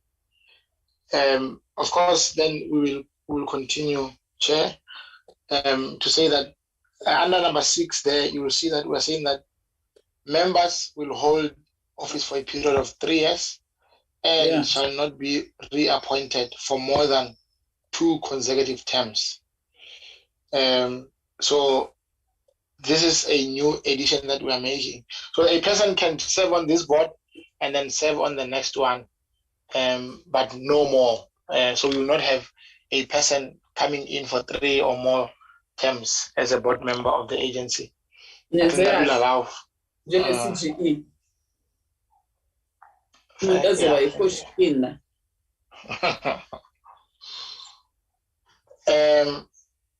And then we also then make provision here to say that should both the chairperson and deputy chairperson not be able to fulfill their responsibilities, the minister may then appoint any of the members that are remaining, any of those 5 that are remaining, as a chairperson or a deputy chairperson for a period that is not exceeding 6 months. So I think we are just trying to plan for any worst case scenario, because the previous legislation was silent in terms of things such as this. So what happens if a deputy chairperson becomes a minister or a deputy minister, or they move to another portfolio? So this will then provide a framework for the executive authority to be able to operate in that particular scenario. Why didn't you put a clause when that says if these 2 are not performing, they can be removed? There is a section, Chair, that speaks about members being removed from the board. I'm just going to speak to that as we continue going down. Okay. Yeah. Under this section, then we also speak about the conditions of services of the members being determined by the minister, who is the executive authority. So in consultation with the Minister of Finance. So the previous legislation was saying the president. So, but now it clearly says the minister. and then shows who she'll be working with. And then also it continues then to speak about how are the board members remunerated. Okay, just hold it there. Hold it there. There was an instance whereby the board was having, I think, 3 or 4 members who resigned, and there was difficulty in appointing other people temporarily, where the minister knows, and I don't know, did you turn about so corner, where we struggled on how then to assist.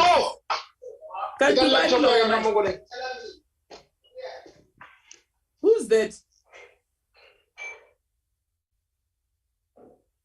Wena Emmanuel, uwelo.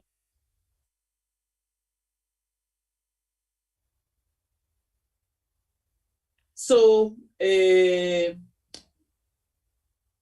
was difficulty in appointing other people to be part of the board, whilst the board was not cooperating.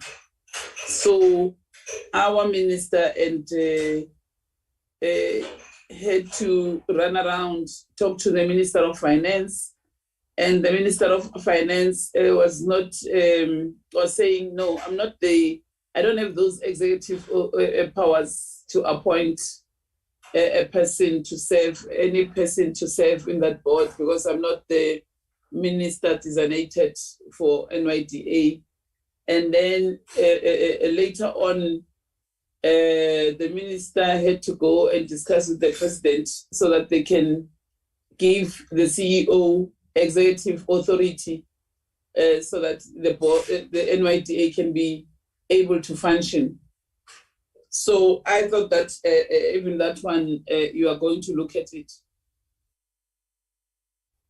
Dr. Penis, you know the story, Anit? Yes, Chairperson. Yes, at the time, the minister was unable to go ahead and appoint interim members because there's no provision within the NYDA Act for the minister to do so. Hence, the Minister of Finance also responded that because he's not the minister, he's not the executing authority, will not also be able to do so. But of course, there was appointment of the CEO as the accounting authority of the NYDA for the period in order to ensure the smooth running of the agency. So is the chairperson suggesting that we should look at that? The reason why that was actually looked at, it was because there's no provision for appointment of the interim board members. Hence, in the current act, we are proposing that there should be provision for interim board members if there is vacancies within the board. So we were of the opinion that did you propose it? I don't see it. Yes, it is the issue of the interim board members. It is proposed within the act. Dr. Penis. Emmanuel, I'm not sure whether you already did because they kept being kicked in and out of the meeting. So have you already gone through the issue of reappointment or of the interim board members, or is still? Yeah, it's in the next section. Silence. It's not mine, Chair. It's not mine. I'm not sure. My apologies, Chair, is mine. It's on silence now. Okay. Okay, so Dr. Penis, we are still to present. Emmanuel is still going to present about it. Yes. Okay. Okay. Yeah. Then maybe we can then immediately jump, Chairperson, to the amendments that are being made to Section 10 of the original legislation. Thank you. So the first one is the issue of the insertion of this point of under what circumstances can a board member be removed, right? So under A there, you will see that it speaks about when a person has not submitted their financial disclosures in the prescribed form and manner. And then under the second one, there speaks about the procedure of removing a board member. It says that the president may, on recommendation by the minister, remove a member from office if the member is found guilty of a misconduct or is unable to perform his or her duties efficiently. I think this point here is the one that you touched on earlier about performance of board members. And then another reason here being provided is the absence. If a person essentially derelicts from duty and is absent from 3 consecutive meetings of the board without permission of the board or without any good cause being made available or known, or the person is then disqualified for any reason that may be listed in the legislation. So that person will then be removed by the president after recommendation of the minister. The clauses then continue then to speak about the same, saying that the president, on recommendation by the minister, may suspend a member from office any time after the start of the proceedings for removal of the member on any of the grounds that are contemplated under that section that I've just read, section 2 or subsection 2 there. So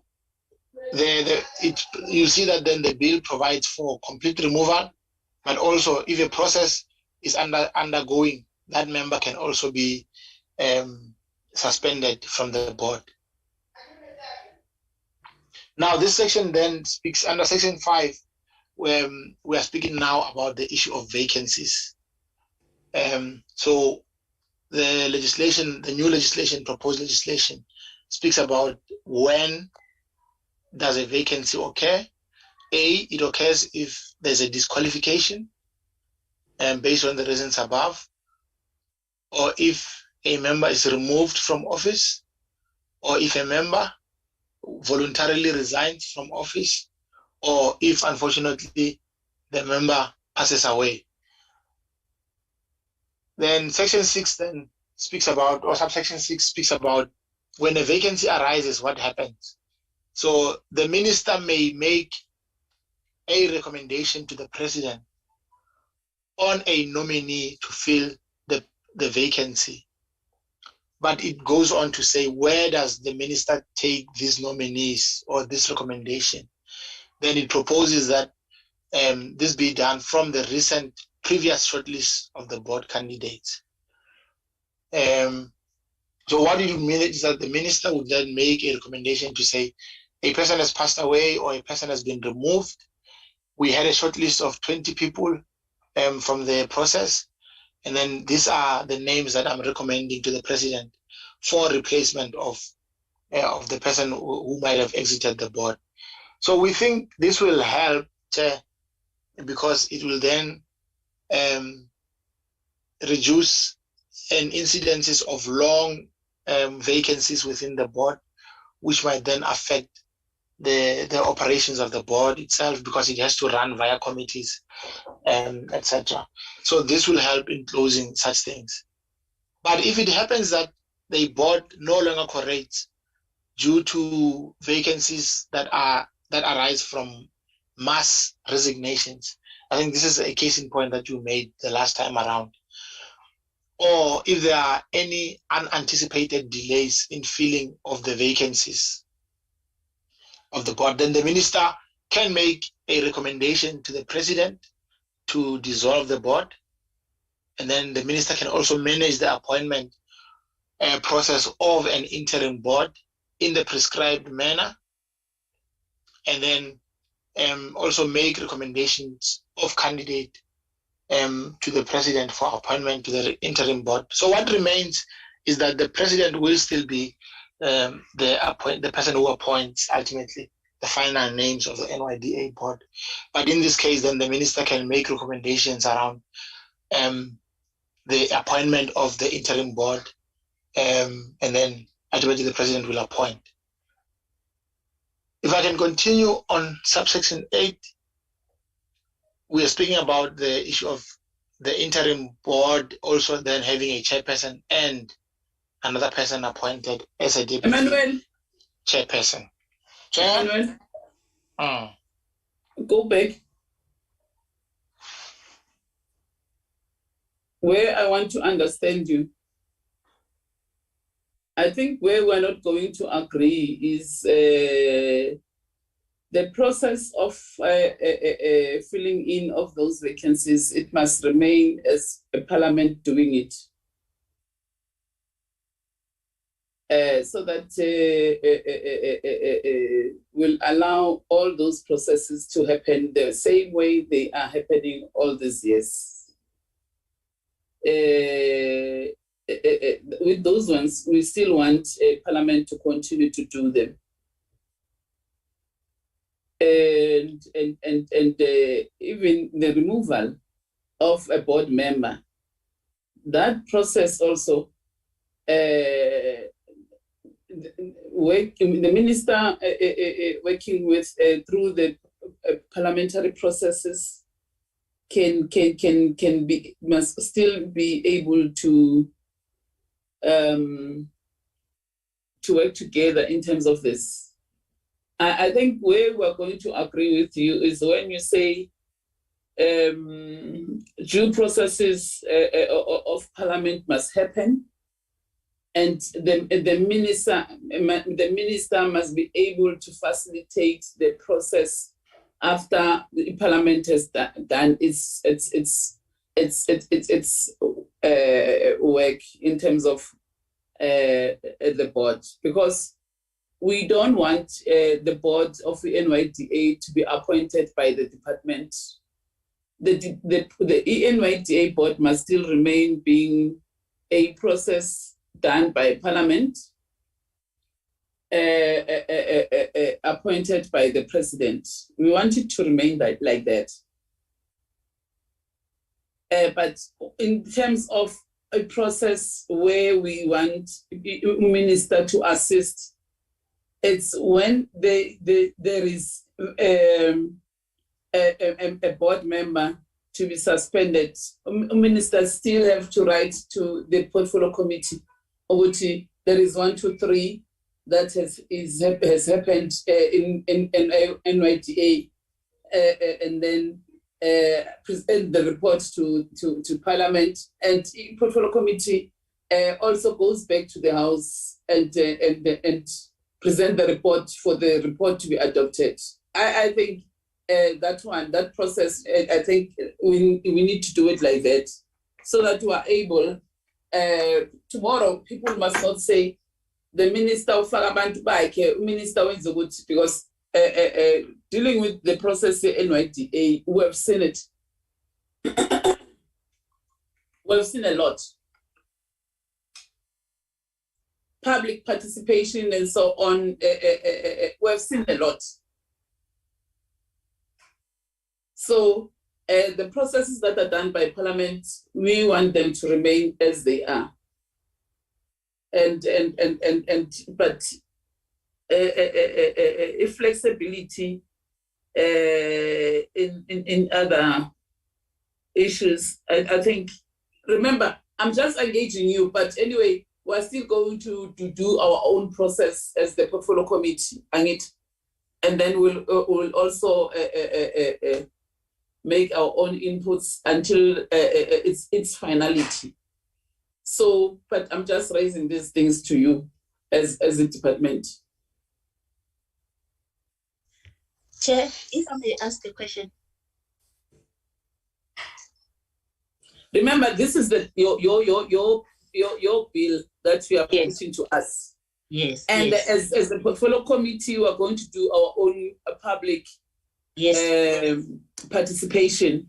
Yes. And as the portfolio committee, we'll have to discuss at the end of the day and present the final product to the House. Yes, no, I just wanted to ask a question.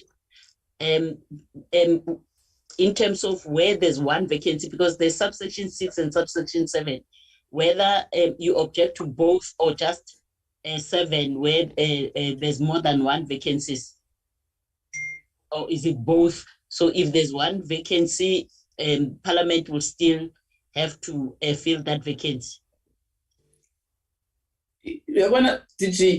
It's better when you can appoint an interim person. Okay. You can appoint an interim person. But like, for instance, what we have done now with the CGE, we have shortlisted Abantu Gunama vacancy out 4. We have shortlisted 6 people, so that in case the one pass on or one resign, then the president can take from the remainder, the reserve, the 2 people who are not going to be appointed. That's how we do it. So in the NYDA, I think that's the easiest way of doing it is when we do the shortlisting, at least kungabi among nama vacancy out 3. Kungathathwa shortlista iparliament shortlista abantu about 3, but yenza abantu about 5. So that it remaingena makhona oyi-1 oshonayo kuthathwe from the 2 that is remaining. Yes. That's what I wanted to say. Yes. Minister that can take from those. Yes. Yes. Okay. Yes. Yeah. Yes. To avoid people telling you many stories and so forth. If people are there, it's easier. The minister can then take those one and take it. I get a portfolio committee obvious, and then the next person will go no bani. So this is what you are recommending, and we'll endorse it. Obviously, there's a portfolio committee. Yes. Okay. And then no, I think we're on the same page. Yeah. Yes, thank you, Chair. I think, of course, the debate is very helpful. So, under subsection 6, we are saying exactly what you say, to say that the minister may make the recommendation to the president from the recent previous shortlist. Yeah. I think, Chair, the consideration was that parliamentary processes by nature, they do take long. And I think it's intentional because it's our house. As a country, the discussions that take place have to reflect our will as a population. So for a board that is 3 years, for example, that has a 3-year term, if there's a resignation in the first year, and then the parliamentary process then has to be taken for that one vacancy, it might not necessarily be a feasible mechanism. So that's why we are only talking about under subsection 6, the issue of the recommendation being made based on the previous shortlist that the portfolio committee has made. So it will not be the minister then deciding on her own accord. The legislation provides for that particular check. Then I don't know if I can continue where I was or I should just. No, you can continue. The theory that I wanted to give to you is the one that I was explaining now. That's right. Exactly. So I think generally under subsection 5, the biggest thing that it achieves is that it removes that silence and that legislative gap or gray area that was there in the previous legislation, where nobody knows what happens if there are mass resignations. Nobody knows how do you appoint an interim board. So we know that we had to benchmark with other legislation like the SABC Act as well as the NDA Act, to see how do these issues then, how are they navigated? What is the role of the minister? What is the role of the portfolio committee? What is the role of the president in terms of vacancies such as this? So, like you said, of course, the discussions will still be continuing as we go for public participation around how do we finalize these clauses. Yeah, and I think the other one, DG and Dr. Benis, that I wanted you to cover it is the one of, for instance, when a person join the board, a person that is replacing a member who have passed on or who have resigned, that person who finish at the term of that person who have passed on. Yes. So in term of office, it lapsa the term of those people. Yes. And that must be considered as a term. Yes. The same as ECGE. When a commissioner resigns, the vacancies that we're filling with CGE, there were twofold. There were two processes. We were filling in vacancies of commissioners who resigned, whose term of office is ending 2024. Which is what we are presenting today in Parliament. The supplementary report that we're going to present today in Parliament, Tina basically half term. So our legal team, yes, the Parliament said, no, we need to be specific. Oguti, what do we mean by saying half term? Then we had to go back and look at the date of the current serving commissioners. When did they resume a duty? Ne? And that's where it starts. The term, that's where it starts, from the letter of the president, when the president appoints them. And it ends in 2024. So now we had to be specific. We counted the amounts, and the term of office starts there. It's 18 months.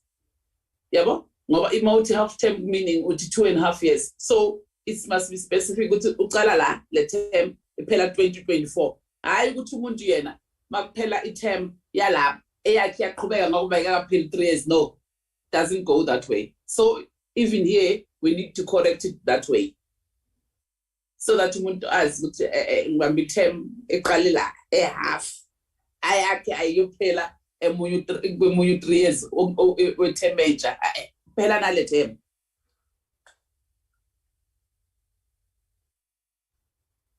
Yes, Chair, we understand. I think it's the same understanding, even with us. We understand that it's not a new term. It's just the until Parliament appoints the new board. Yeah. Thanks, DG. Okay. Emmanuel Fandegeni Marasi Pilot DG because CGE is specific. Yes. Okay. Okay. No, confirm. Thank you, DG. Thank you, Chair. I think it's noted. Then I'll just wrap up on this section to speak about subsection 9, which speaks about the fact that the interim board shall be performing the functions of the board until a new board is appointed. So it's just an interim arrangement. But also we were advised by the chief secretary advisors to say we need to speak about the quorum for the interim board, to say that a majority of board members will constitute a quorum at a board meeting of the interim board. As we move towards wrapping up, Chair, we've inserted under section 11 of the bill to say that if a board member fails to disclose any interest as required by subsection 7 and where he or she is present at the venue where the meeting of the board is held, or in any manner whatsoever participates in the proceedings of the board where they should not be participating, the relevant proceedings of the board shall be deemed null and void. So I think this is very important then for issues of accountability and transparency of board members, to say that they need to disclose their interest. We will not have board members who do have a vested interest in other than advancing the youth development agenda in terms of the work they do as board members. So this is also put as one of the offenses in a way that may lead a board member to be suspended from the board, or to have consequence management being taken. If I can move on to section 12, it's just the issue of the board committees, to speak about the committees that the board may establish, including the executive committee, the human resource and remuneration committee, the audit and risk committee, development committee, social and ethics committee, and the ICT committee, or any other committee that they may deem essential to the functions, even as the new things are coming up in terms of the development space for IR and any other things that are important in the sector. So I think that section speaks only to the issue of committees being established. And then section 17 is also being amended to speak about, this is just a language change, to say that the board may delegate any of its functions or assign any of its duties to the CEO or to a committee that is referred above. So you see, initially it was saying that the board can delegate to any employee. So we are amending that to say the board can delegate to a committee. Repeat that one. Repeat that one. So the board may delegate any of its functions or powers to the CEO. So they can say to the CEO, lead this. But by the way, the CEO is already a non-executive ex officio member, I mean.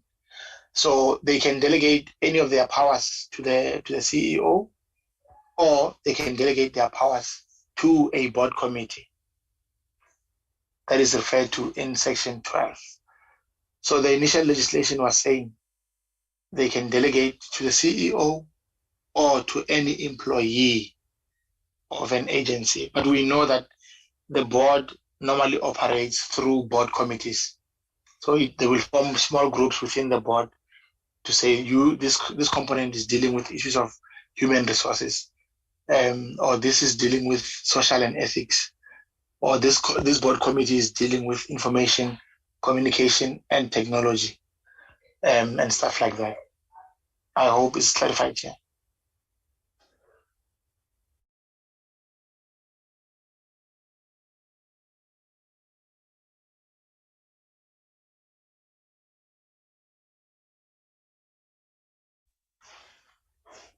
Sorry. Can I proceed? Okay. No, sorry, because you say Parliament. The board may delegate any of its powers or assign any of its duties to the Chief Executive Committee. Any employer of the any employer of the agency. That is correct, Chair. We are removing that language, that statement. The reason why it's in those brackets and it's bolded is because it is being removed from the legislation. Yeah, it must, the board may delegate any of its powers or assign any of its duties to the Chief Executive Officer, which is the CEO. That one, yes. Yeah, not any employer of the agency. That is correct. So we are on the same page there, Chair. I wanted to speak on this one also, but in a case whereby maybe like the case we're discussing, when the board is not collaborating, and there was a problem maybe even before of who must then take full responsibility and be appointed as an executive authority. I get it, the CEO was the one who was appointed as the executive authority. I thought that we need to cover it somewhere. I don't know how.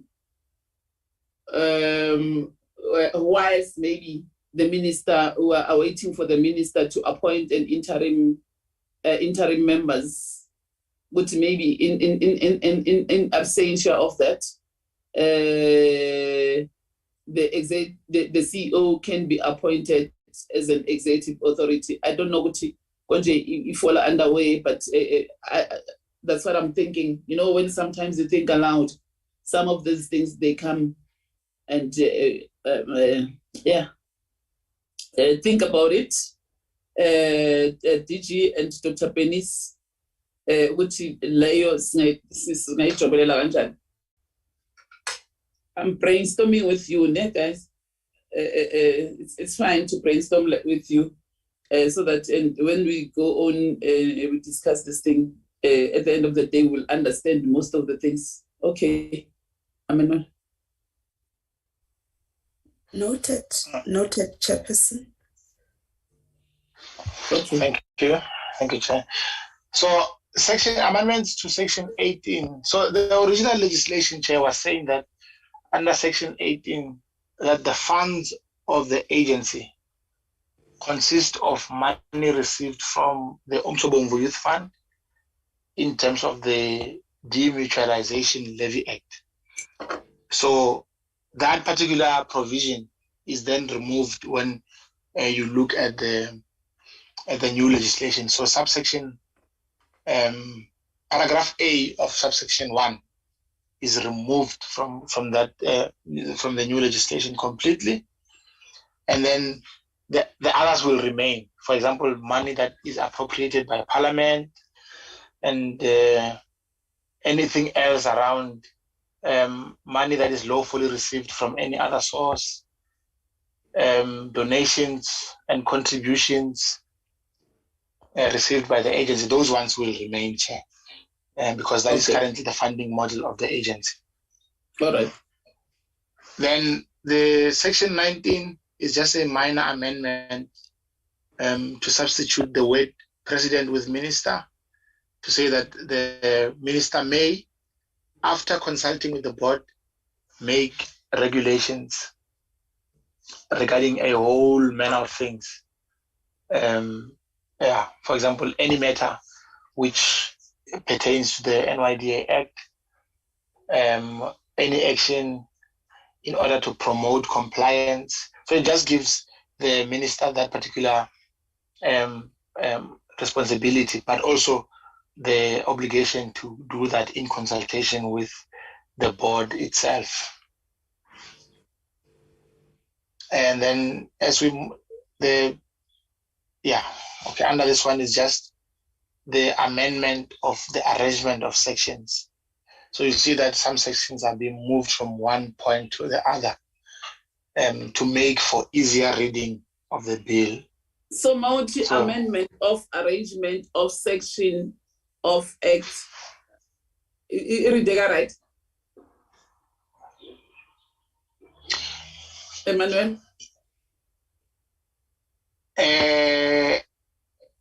Amendment of arrangement of sections of Act 54. It does communicate the message, Chair, but probably I don't know whether we need to I don't know whether you need to change the language.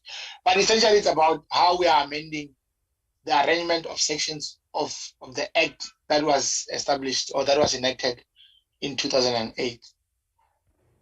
You know. So I think that is the message that they're trying to communicate here. Somebody can say rearrangement. rearrangement of sections.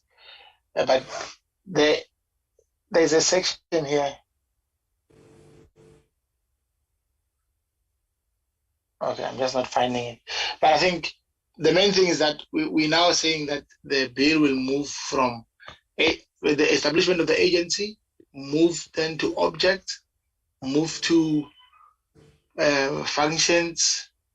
So the other thing is that the bolded areas that are in those brackets, yeah, they are being removed. So it's also a language change.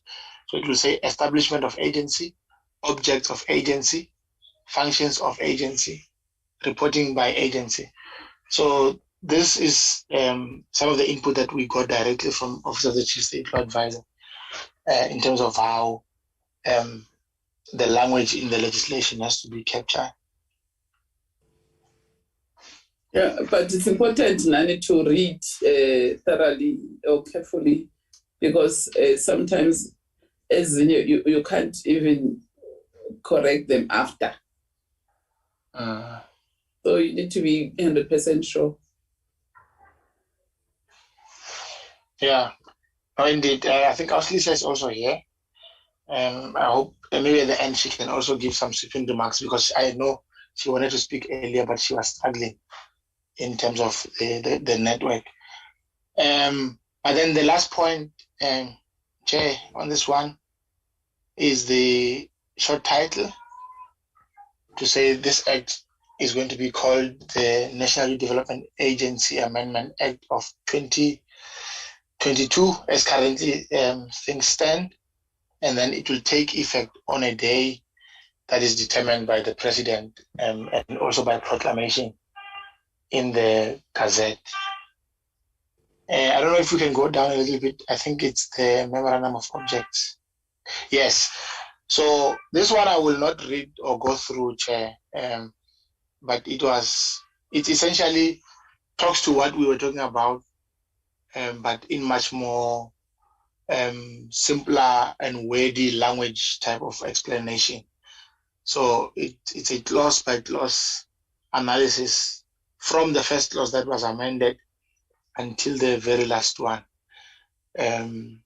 So I think maybe the last point will just be to say that all of this were submitted to the Office of the Chief State Law Advisor, and then also to the Parliamentary Legal Office, who did the numerous proofs. I think the fourth one was the one that was ultimately tabled by the Minister in Parliament. So this is what we've submitted, Chair, for your consideration. And I think thank you for the points that have been coming up as we were presenting, as well as the questions that are helping us to really clarify the message we are trying to communicate with this particular bill. I'll hand over back to you, Chair, and back to the DG and Dr. Clark. Thank you. Thank you very much, Emmanuel, for your presentation. At least I was able to go through it. And the only thing that I didn't ask you is whether you have costed this bill and how are the cost implications? What are the cost implications of this bill, given the amendments that you have made?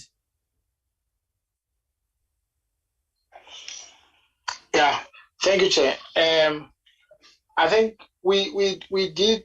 This is a question that constantly came up when we were doing the socioeconomic impact assessment. And then safe to say, it is not anticipated that the new NYDA amendment bill will have a significant cost implication for the agency. Like, this bill will not require the agency to hire additional staff, for example. It will not require the agency to undertake any new mandates than they are already implementing. So it is our anticipation that the recent increase in the budget allocation of the agency, I think this year they're talking about close to R1 billion that they're going to be getting, will be adequate enough for the agency to be able to meet the object of this particular bill. So I think ultimately we will have to then review when the final bill is developed as per the process emanating from the public participation from Parliament, if then at that point there will be any additional resource requirements. But at the current state, all of those issues that are provided for are currently within the budget baseline of the NYDA. Thank you. Okay. Lisa, can you please come in so that I can give honorable members an opportunity?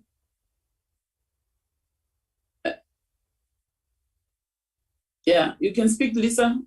I can see your mic is on.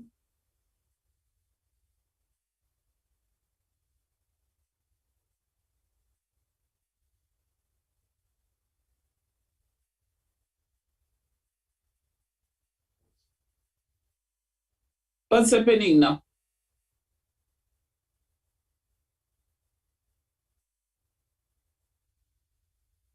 Emmanuel? Yes, Chair, I'm still here. What is wrong with Lisa? Yeah, I'm not sure. Let me try and call her. Maybe we can connect her via speakerphone. Yeah, I'm phoning.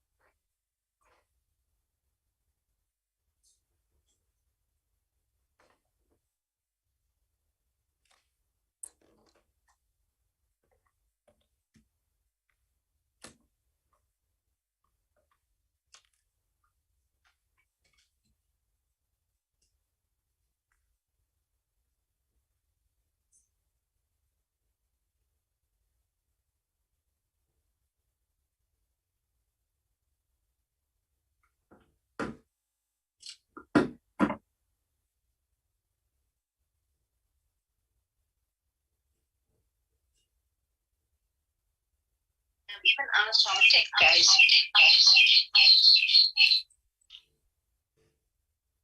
Okay, Chair, I do have Lisa on the line. What's the problem here? I think she's even trying to speak to her IT to assist her. She's unmuted and everything, but she still can't be audible on your side. So I'll ask her to mute on her side, and then I'm going to put her on speaker so that she can speak through my device. Okay. Okay, over. Lisa? Apologies, Chair and honorable members.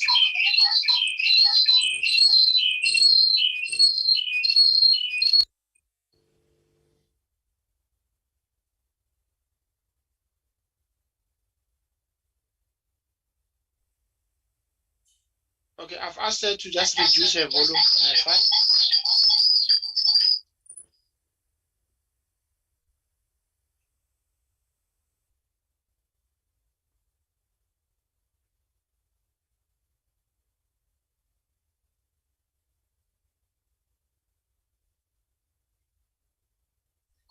Okay, try again.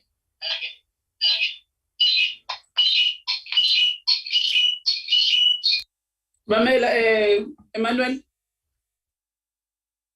tell Lisa to forward their legal opinion. Okay, let's try. That part. Colleagues, So can that you you can hear move me on. without any echoes? Yeah, I can hear you now. Yeah, the Chair can hear you. You can proceed. Okay, colleagues. Honorable Chair, I'm going to start from the first clause. The question was raised in terms of our definition of minister. When this bill was first drafted, youth fell under the Department of Planning, Monitoring and Evaluation. So when we as a group discussed it, the best way to deal with that, because there's no ministry for youth, was to frame it so minister would mean the minister responsible for youth. So in future, if youth should change to another minister or another ministry, it will be covered and there will be no need for further amendments.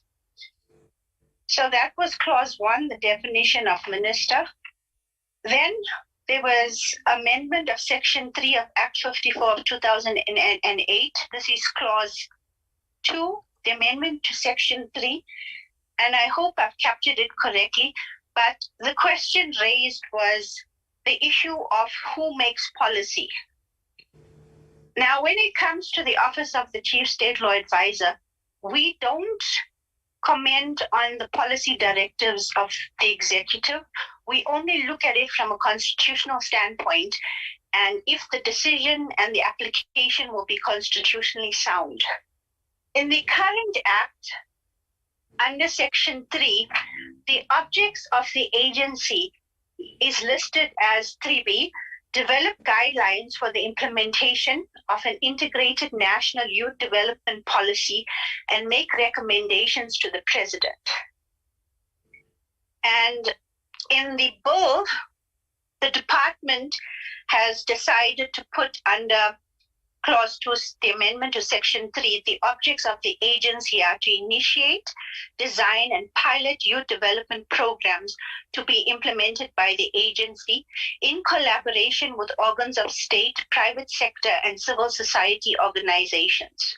So my understanding from the department when this policy was motivated was that it still aligns to the objects of the agency under 3B, but here they're fleshing it out to specify that the NYDA will initiate, design, and pilot youth development programs to be implemented. And then under the amendments, it further goes on with D to say contribute to development of a national youth policy and an integrated youth development strategy. So the NYDA will still be contributing to the development process of the policy, but the policy will, at the end of the day, remain with the minister as the core function. The other issue was, and forgive me if I didn't capture this correctly, the Schedule 3A and how that impacts on this policy shift. Normally, with public entities or Schedule 3A and 3C public entities, it's an extension of the other public entities that have more autonomy because they bring in their own revenue. So with the NYDA, because money is still being allocated in terms of a transfer from the revenue fund, or we call it statutory money, it doesn't have that much autonomy and it's still under the supervision of the minister, even though the minister is not the accounting officer. So for that reason, and aligned to the public service, most policy is developed by departments through the minister to implement the overall national policy that our government more or less has in place for different sectors. Emmanuel, is that fine? Can I go on? Yeah, I haven't had anything from the chair and any of the members. Because I can only hear you. Yeah, no, I've put you on speaker. I've put them on speaker also. Okay, so I've explained that, and I believe the next issue was the Clause 7, Amendment to Section 9, and the issue of part-time or full-time members. And the chair identified operationally the problems that the committee has experienced. We will, after this meeting, together with the department, sit down and consider this in more detail. And that comment has been noted. In terms of the appointment process and the policy decision to appoint youth as board members, then it will fall into labor arena or labor laws, because at the appointment stage, at that stage, the requirement is the age of 18 to 35.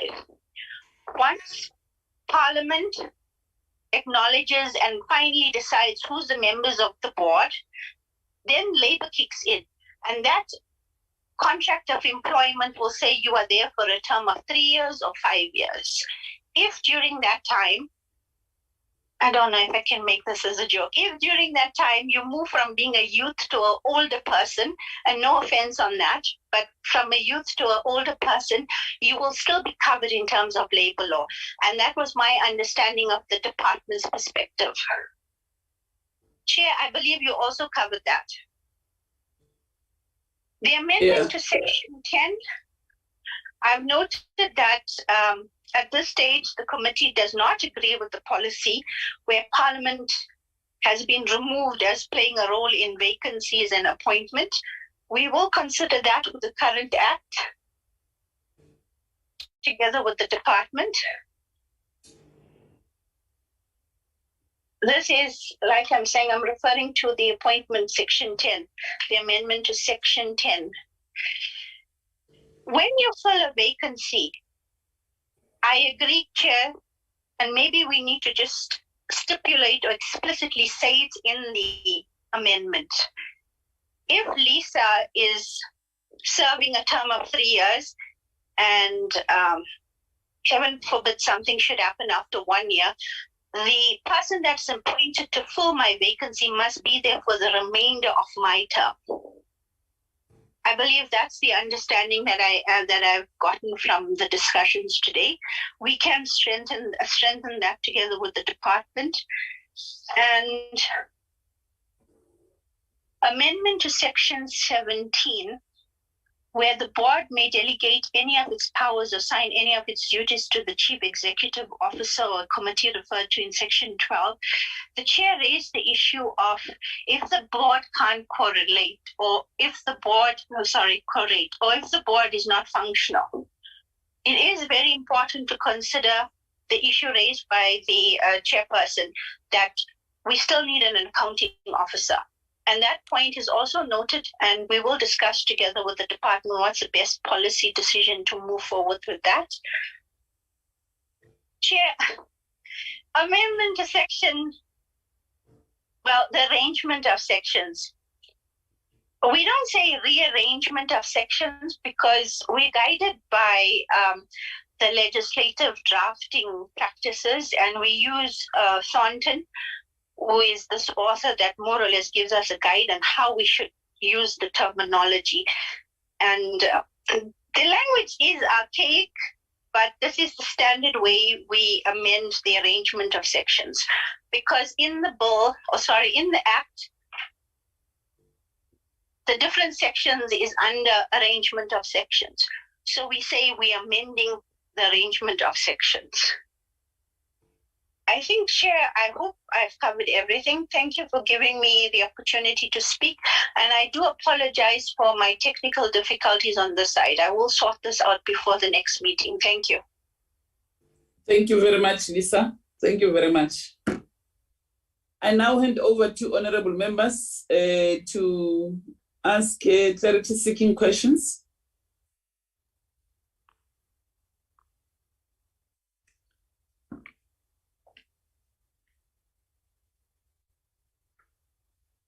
Any member? Sengibuzele kakhulu. Uyidle yonke Chair. Usuyibuze kakhulu, Chair, and we were agreeing with most of the sentiments that you were raising along the way in terms of the presentation. Okay. Thank you. Thank you very much, Honorable Masondo and Masiko. Mpiti?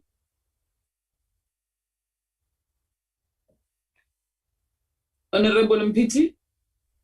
Thank you, Honorable Chair. Chair, just a few things on my side.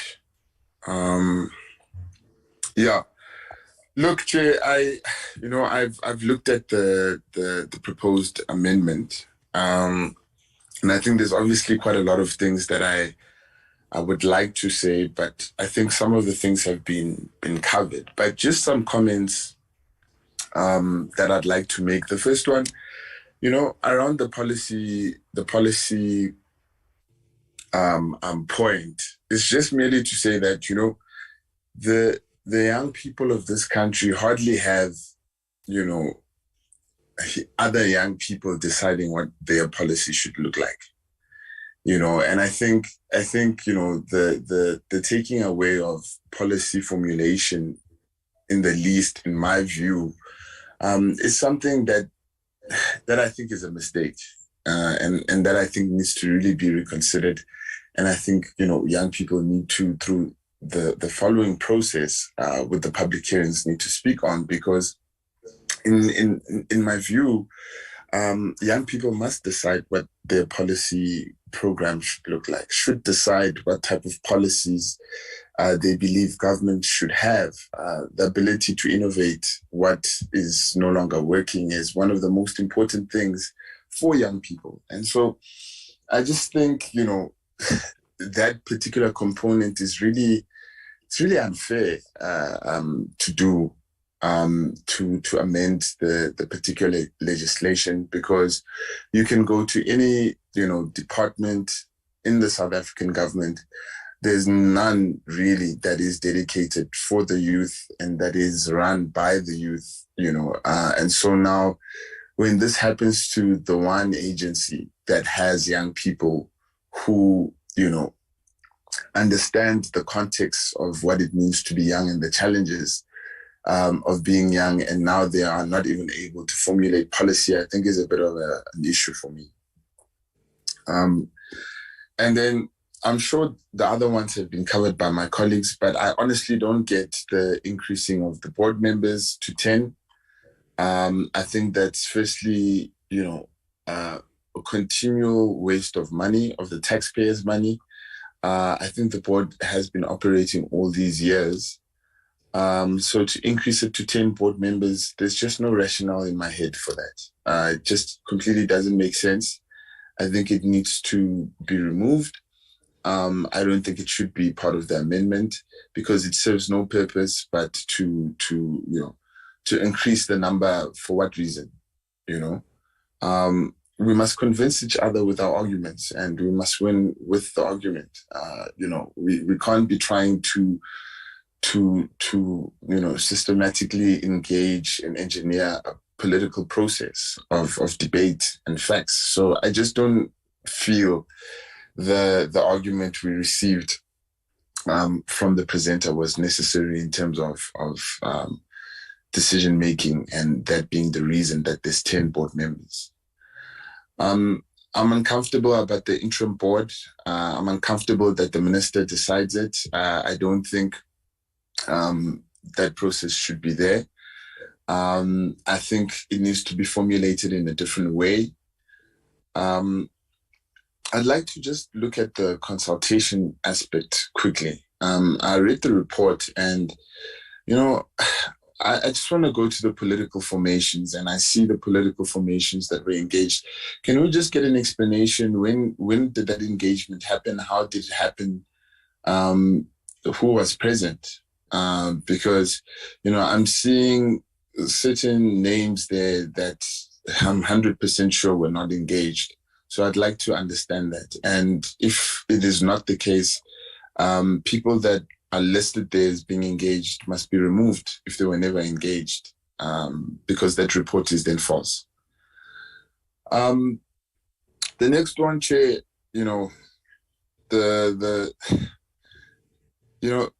sometimes I just feel like this reads like a corporate takeover of the NYDA by the department. Everything, is, the minister can ask the NYDA to do whatever.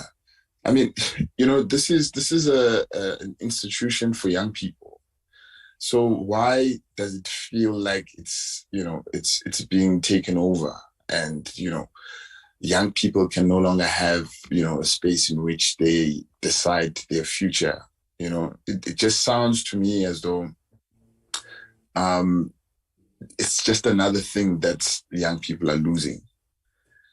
in the manner in which this amendment bill is written. I think the reason the NYDA reported to the presidency initially was to give it some form of independence, give the people within the institution some form of independence, so that it remains a youth-run and a youth outcome-based agency for young people. And now it's kind of becoming, something else, which is a bit concerning for me. Look, I think, yes, the minister should have some ability to coordinate her relationship with the NYDA, but that should happen without completely taking the independency away of the NYDA, in my view. And I'd just like an explanation on the two people that would serve on the board that would, I think, nominated by the minister, if I read correctly. What is the purpose of that? Why is that happening? Just doesn't make sense to me. Perhaps there can be clarity around that particular aspect. To be honest, when I look at the amendment as a whole, I really just feel that a lot of it is all about removing certain powers and certain competencies and placing those competencies somewhere else. I don't understand how the bill is actually strengthening the NYDA, how it's actually working to improve the lives of young people, because the substantive changes to actually speak to young people and the issues that young people are being faced with weren't prioritized, in my view, in this particular amendment. What was prioritized, though, is shifting competencies around, giving the department newer powers. And I don't even think those particular positions have truly been understood, because we know that when government is constituted, anything can happen. So the fact that, the assumption that the NYDA would remain in the Department of Women and Persons with Disabilities, Youth, is something that we cannot be sure about. And whether it can always have an executive authority that is a minister is something we can also not be sure about. But I think this bill makes the jump to be sure about those things, which I don't think would be the view of an agency that really was dedicated for young people. We have enough old people running government. We need young people to have a space somewhere. So that's just my view. I mean, I'm not jumping up and down, because I honestly don't see what the improvements are towards young people. And so hopefully, there's more that can be looked at in terms of different spaces. I mean, we've spoken in this committee quite a lot about advancement in policy. We've spoken about cannabis. We've spoken about the opportunities that exist within that sector. We've spoken about different sectors, that have not been actually touched: the blue economy, the potential of our seas around us, and how young people can enter those spaces, which haven't been historically available to them previously. We know that agriculture is still a huge component of the economy. So I just don't see where those changes to strengthen, how young people could be assisted in those levers makes sense. And then also the part about education and educational requirements. I also think that not everybody with a degree, is not going to be useful. We need to give everybody an opportunity, regardless of them being degreed or not. We know that access to institutions of higher learning is a challenge in our country because of affordability. We know that people don't finish tertiary level education because of access and affordability.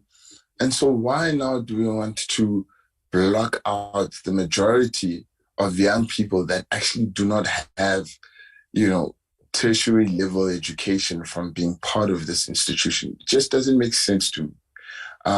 This is about young people, and young people who might not have a degree still have a space to actually contribute positively through their own experiences on the ground, whether it might be running a business, and they've never been to school, but that business is succeeding. And those are the lessons we should be looking for, rather than trying to put, a benchmark of how young people need to really be.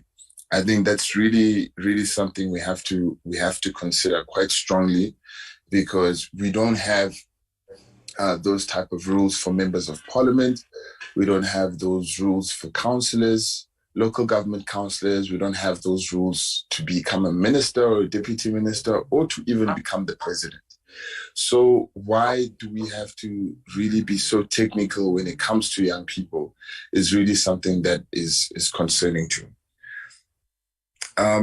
Chairperson, and then I just think, we have to look quite closer and stronger into, the development of what we want our society to look like in the next 10 to 15 years. So if we're only going to speak about mental health, and mental health is very important, how exactly have we found meaning for different areas of what young people are considering? And that's what I'm lacking from this amendment bill. There's less about development and less about foreseeing, the economy in the future and how young people are going to participate in it, and more of how the department takes over certain competencies, takes over policy, minister has right to add people onto the board. The minister can remove people from the board. The minister, all these things, which in the long run are simply cosmetic changes and do nothing for overall development of young people in this country. And that's quite sad to me, because that's not how we should be looking at the future, because we're talking about young people here. We're not talking about, people 20 years from now, the people writing this particular amendment bill, we don't know whether they'll be here or not. But what we do know is young people will be. And they need to define it for themselves and not have another institution once again speaking on what they believe young people need to be doing. So I think that's problematic. I think the component on age is also very problematic as well. Firstly, if you're going to turn 35 within the term, you should not be on the board. That is my view. I believe that, people who are 35 have little to understand, 35 and above have little to understand the experiences. And I'm not speaking on, expertise and knowledge, but I'm speaking on the experiences and lived experiences of young people who are 21, 22. And one of the things that we need to guard against is trying to change, what people and how young people feel about the NYDA. So, Chair, I think those things really have to be considered in my view. I'm glad that, we've received a bit of the copy of the consultation report. And I've been able to go through some of those inputs that were given by people who had the opportunity to comment. But I just really would like some clarity around the political formations one, because I just really, really feel that it is not accurate information that appears on that report. And if it's not accurate, it should be removed, because I can confirm that some of the people that were listed on that particular consultation report were never invited. And if they were, I would really like to know exactly who it was. But from my view, it needs to really be redrafted. Thank you very much, Chair. Thank you very much, Honorable Mpiti. I think some of the things that you have raised, they'll be discussed when we are dealing with the bill ourselves as the portfolio committee. And remember, we're going to do our own public participation. So we'll have to make sure that as the committee, we cover many young people as much as we can, so that when we deliberate on the bill for the last time, some of the clauses, by that time, we would know what is best for the young people of South Africa to be added on that bill for NYDA. Some of the things I have raised, and some of the things will allow a debate, so that we discuss them thoroughly, and we'll reach consensus in some of them. Those that we think it does not fit in, we don't want to see them in the bill, we'll deal with those ones. Because it's not that it's a casting stone. When they present it to Parliament, it's for us as lawmakers to take it further and make our own inputs. That's why I was going through it, and where I felt that maybe this must not be here and so on. I've raised my points, but it doesn't mean we're not going to deliberate on those. We're still going to do it as a portfolio committee. But I think if there are no, I'm agreeing with some of the things that you have said, because also my concern is that I don't want the department to take over, and I want young people to be free in doing things that will benefit young people. And they need to shape policy that will benefit young people. The point that you have raised in terms of policy, I think I also feel like I share your sentiments, but we have time. We'll have to deal with it thoroughly as the portfolio committee, honorable members. But for now, I think we want to thank the department for introducing the bill to the portfolio committee. And then we'll also consult with our legal team. And I'm happy that Dr. Tembe is here. I have seen him here on the list. Unless but yeah, Okona. And then he has listened to our arguments, our inputs, and then when we deliberate with the bill, and then he'll be part of the meetings, and he will advise us. And you as young people, you are part of the committee, you know what is best for young people. Sometimes I do make my own inputs for young people, but it's better also that you as young people, you come up with your own ideas, things that you know that affects young people, and what is the solution for them. So it's fine. I think we have come to the end of this presentation. Thank you very much, DG, and your officials from the department. And Lisa, thank you very much. I'm sure what next is the process of Parliament. Is the process of Parliament on what needs to be done after this. because anyway, we are rising on the, I think on the 6th of December. So probably by next year, we'll be busy with it.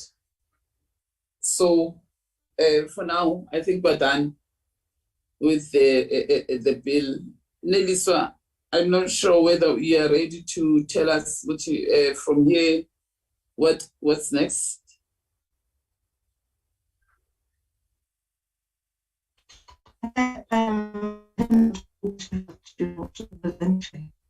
Bokufanele ngabe usukile la ukhona, bokufanele ngabe usukile.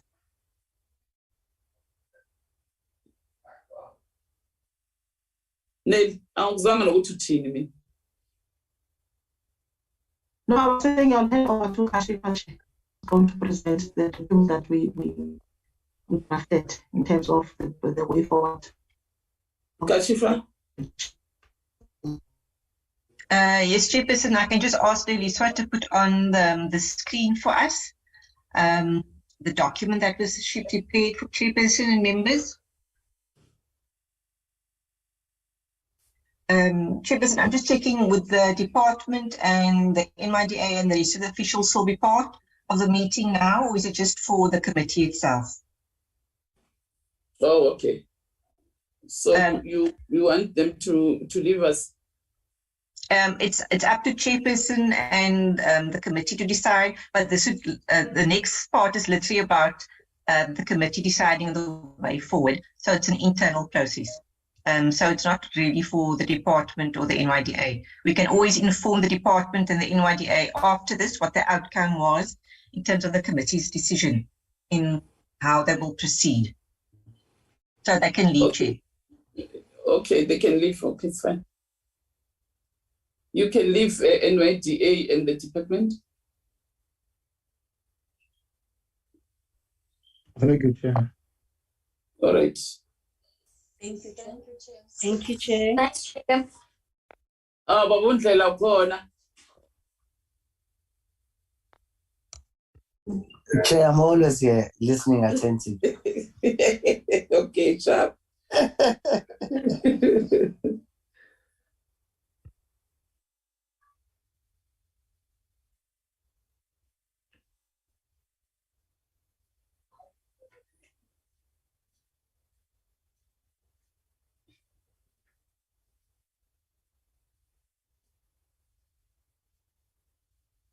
Thank you, Chairperson. You can let me know when I can start. You can start. So once again, good afternoon, Chairperson and members and colleagues. What we've had today is the start of the process around the NYDA amendment bill.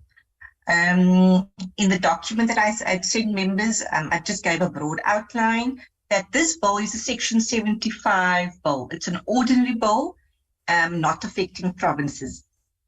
I think the first thing to look at is it's an ordinary bill, Chair. It doesn't affect provinces. So in other words, it's not a 6 bill where the direct implications for provinces.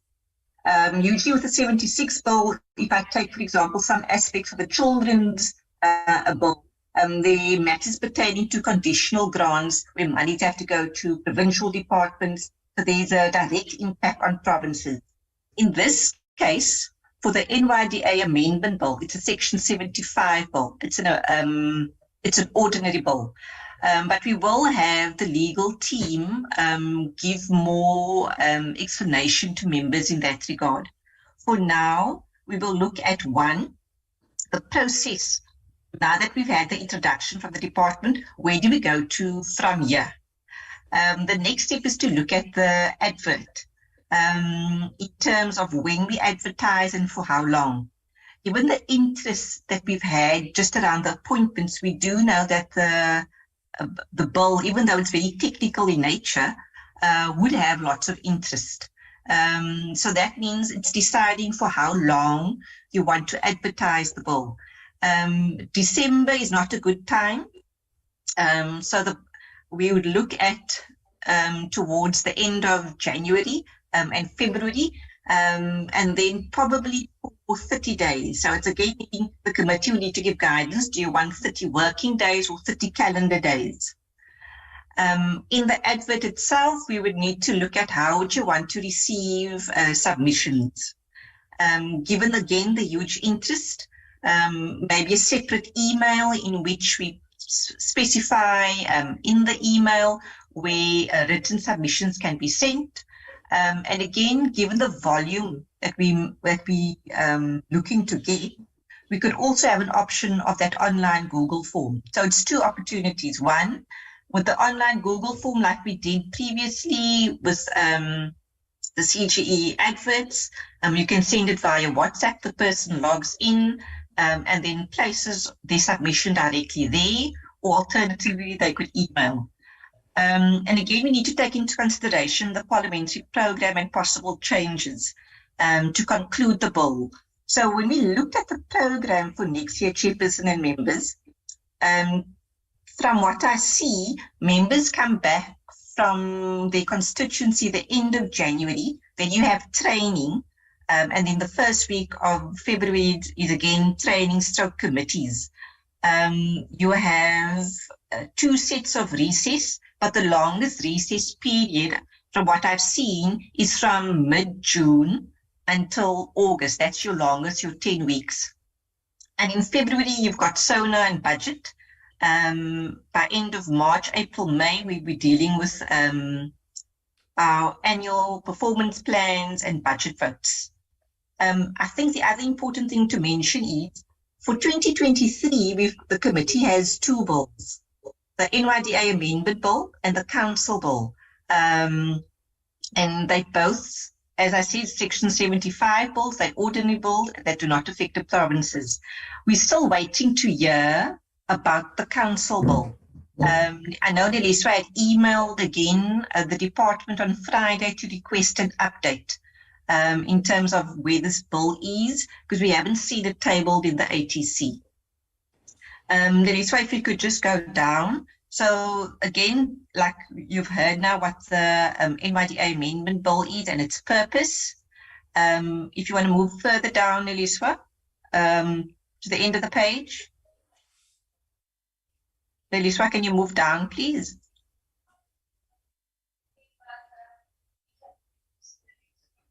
Nelly?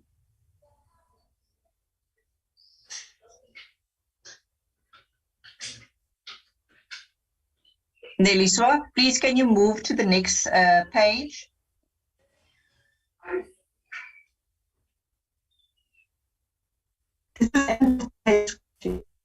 Please can you move to the next page? Thank you.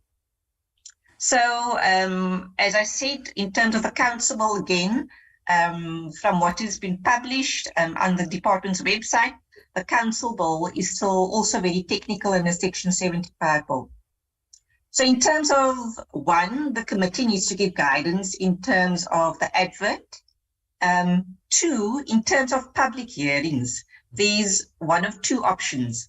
Option A is, because it's a 75 bill, Lily, just go to the top of the first, the end of the first page, slightly up. It says option A, number 1. Recording stopped.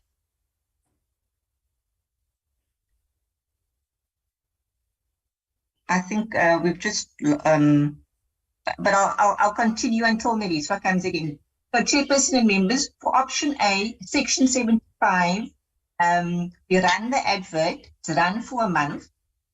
Thereafter, we request for public hearings at the national level, in which we can request for a set time. People in their written submission can also indicate whether they'd like to do an oral submission. Excuse me, Chairperson. And then with the request for oral submissions, we will see how many people would like to do an oral submission and then schedule the time at a venue in Parliament or outside Parliament in which the respective persons who like to do an oral submission then comes in to do that. So that's generally what happens around Section 75 bills. The option B is around the committee going to provinces. And again, just bearing in mind that we've got 2 bills, there's one of 2 ways in which we can deal with this option. Firstly, if we choose to go to provinces, we can, and it's all 9 provinces, we can do public hearings within 2 weeks. High impact, media hype.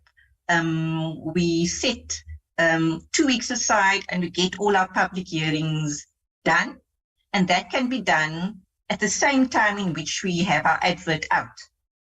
So after 2 weeks of public hearings going out to the provinces, the argument may be, well, not all youth are available in the morning.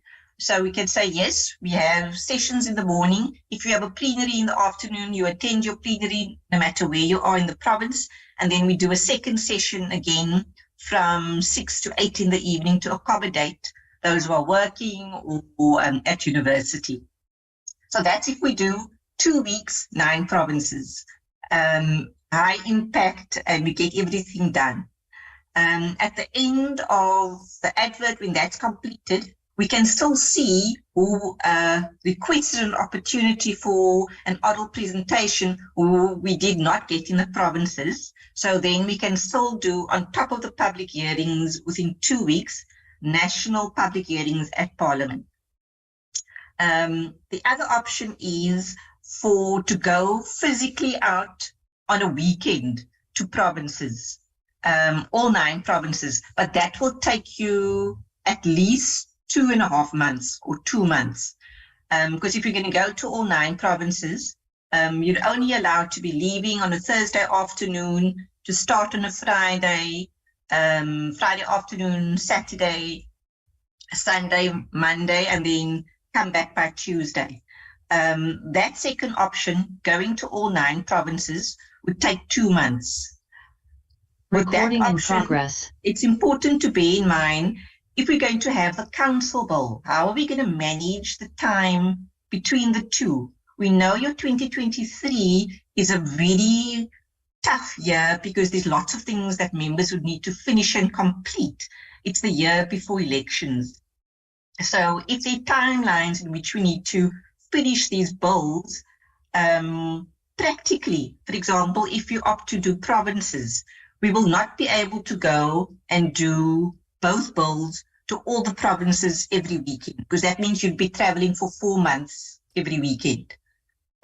So just in terms of the way forward, Chairperson and members, 1, in terms of the advert, we need guidance as to when you'd like the advert to go out and the duration, and then how we want to receive the submissions via email and online.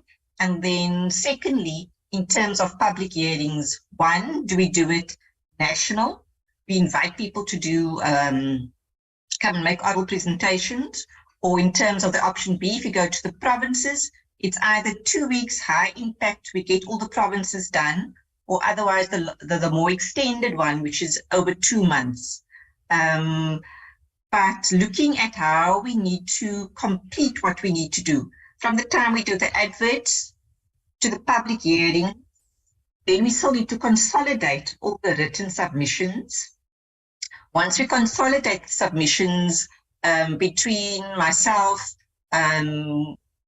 Tasneem, the legal advisor, state law advisor, and the department, members will be given an idea of what were the sort of issues that were coming through, to give you an overview of the input that was received. And then it's the department would give their input, and thereafter it's clause by clause deliberation. So technically, we're looking at probably 6 months to complete one bill. So the other guidance is that we need to get from Chairperson and members is, you've got 2 bills, both is important, but just having gone through what I have around the public participation, we need to decide what's going to be the most feasible and which is the bill that you're going to take on first and how you're going to do that. Because as we start with the one bill, by the time the council bill gets tabled and introduced, we'll also need to look at the process in that regard. So firstly, Chairperson and members, 1 is your advert and for how long you need to do that. 2, your public hearings, what you want to do. And then 3, around the council bill and the NYDA bill, how would you want to deal with those public hearings so that also from the admin side, we can know practically how to prepare. I think Nelisa will be able to give members more of an input around the financial implications around the public participation aspect and the role of the Public Education Office. Chairperson, I'm just going to hand over to Nelisa just to talk to those 2 components in terms of 1, the costing, and 2, the role of public education, but also any other matters around approval for when we do public hearings and the process there. Thank you.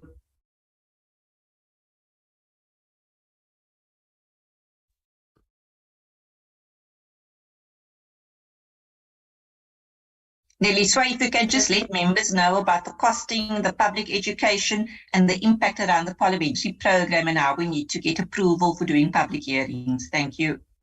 Okay, thank you. In terms of the costing, Chair, Parliament, if the committee decides, okay, let me start with the advert. Parliament will pay for the advert check in all languages. And nowadays, if we decide to have a national public hearing, whether it's via Zoom or in person in Parliament. And also, if committee decides to go on in provinces, government has to cover all the costs of transporting people from their areas in where we are going to have hearings in the venue. But also, the committee must also decide in terms of if they decide to take the provincial public hearings, they must decide in terms of how many districts do you want to visit. But that also depends on the vastness of the province. But the committee will have, or Parliament will have to bear the cost of all those transportation of the people who will come to that certain venue to come and give their inputs into the chair.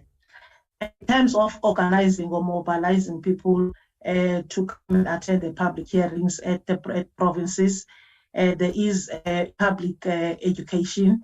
Now, those are the ones, the support staff there, they are the ones who publicize the bill and will inform the community around the objectives of the bill and will organize people to come to give their inputs into the bill check. They will also arrange the venues and everything that is needed that is related to the public hearings at the provincial level check. And then Parliament will have to pay for all those costs. At this moment, I don't know exactly how much is it that is allocated to the committee in order to conduct all those public hearings. I can check with our section manager, our finance office, and then I will inform the church as to how much is available. And my internet is very unstable, so I'm not sure if members can hear me. Thank you, Chair.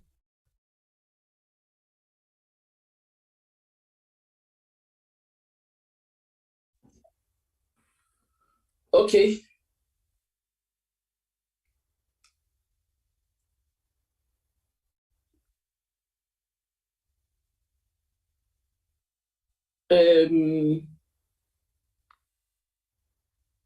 I think we still have to decide. Maybe for now, let's say we are done. And then in the next meeting next week, we'll decide on how we're going to do it. Because you haven't discussed with me, I see this document for the first time. So we'll have to sit and discuss so that I'm able to guide honorable members accordingly. But we're going to deal with the bill next year. I think we have come to the end of the meeting, honorable members. We'll discuss this document next week. Is it okay, honorable members? It's Yes, okay, Honorable Chair. Okay. If there's nothing else that we're supposed to get information about, we can close our meeting. Sorry, Chair. We have one set of minutes to adopt. We Let's have one adopt set the of minutes. minutes to Let's adopt the minutes.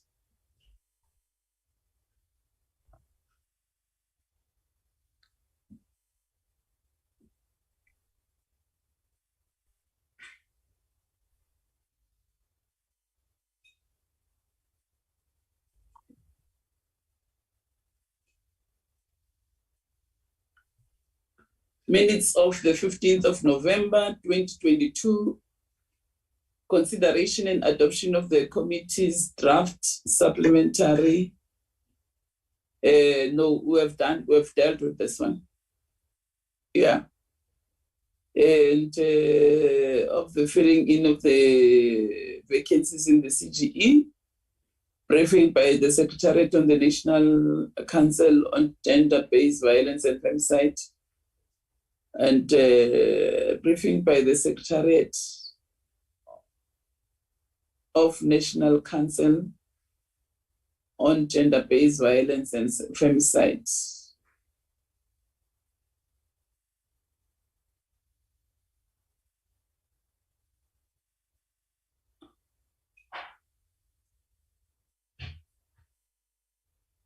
Fanele uyilungise nje lento ebhalile lapho number 2.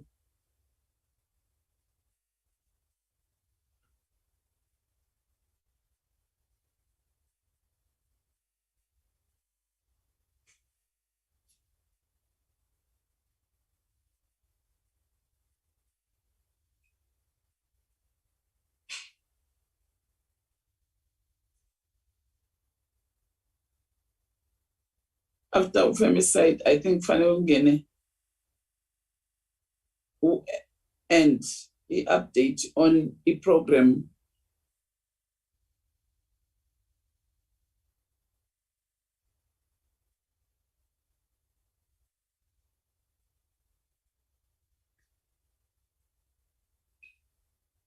Awuye phezulu.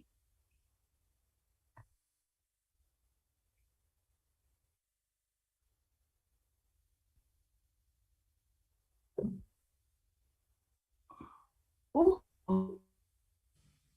What happened?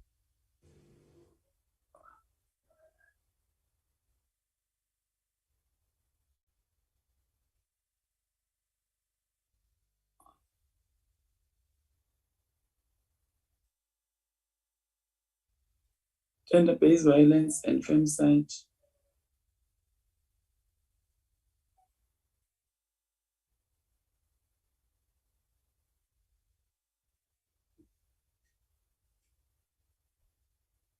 Progress report.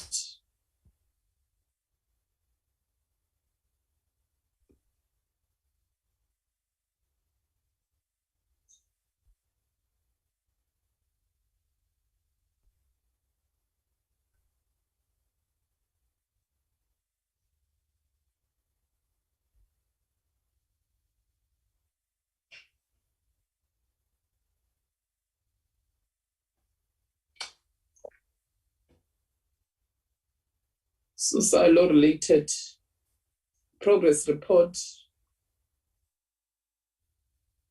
Ucimelo 2, uthi progress report on programs related to gender-based violence and femicide. Okay, I'm not sure what's happening here. I see you can see I can't see from my side. I'm not sure. Just went off. I'm trying to share it again. It hasn't for me. So I will change that check once we're done. Yeah, we need to change this. It's a puzzle.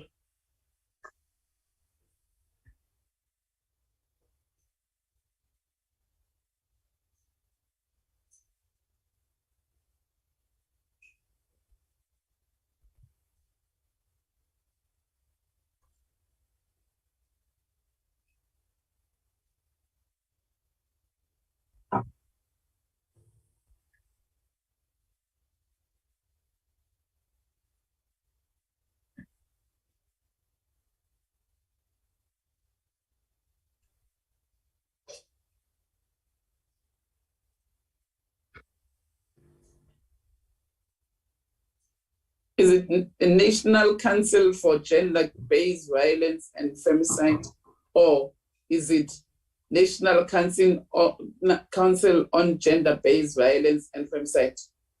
How do they write it, the department? Because you must write it according to how they write it as a department. Read how they write it there. Check, double check, and Nokashif, Nepal, how they write it as a department. Will do, Chair.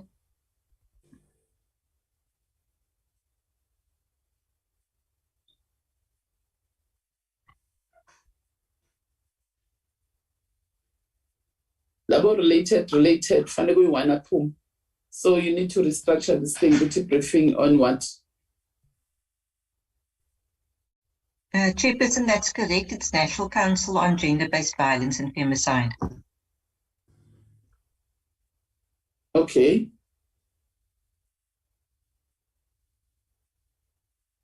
But did you read what is written here?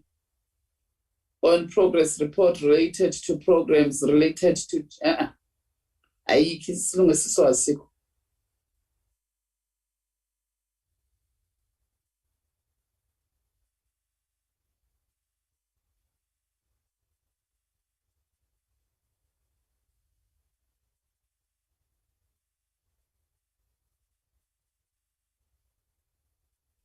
Yeah, because much better.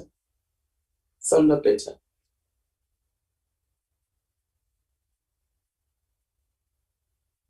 Go down.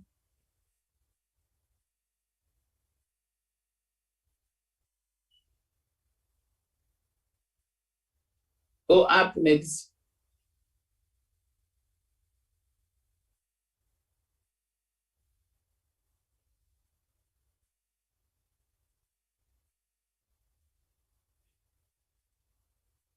Go up.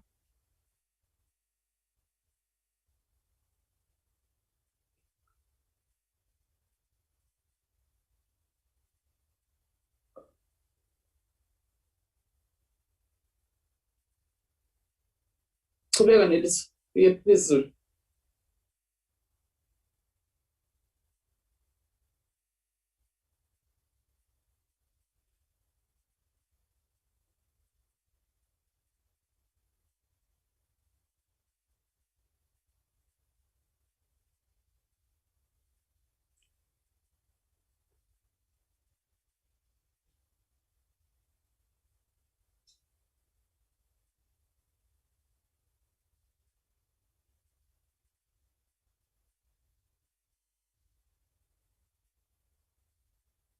Qhubeka.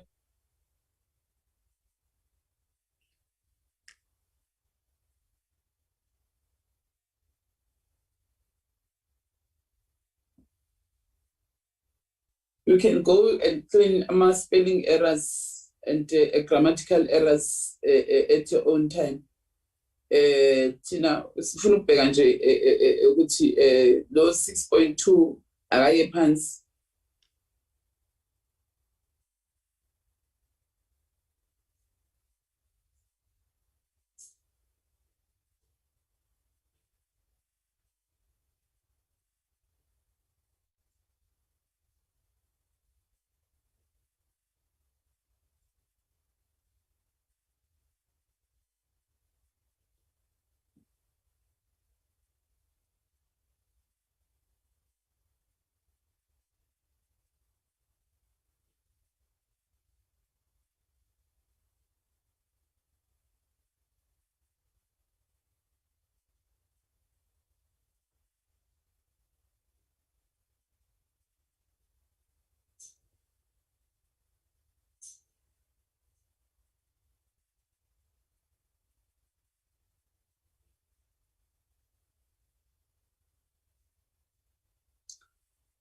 Can I get a mover and for the adoption of the minutes?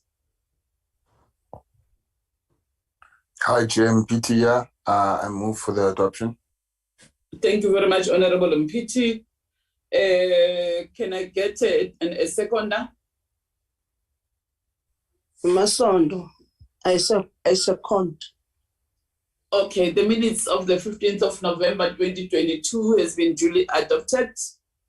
I think honorable members, we have come to the end of our meeting.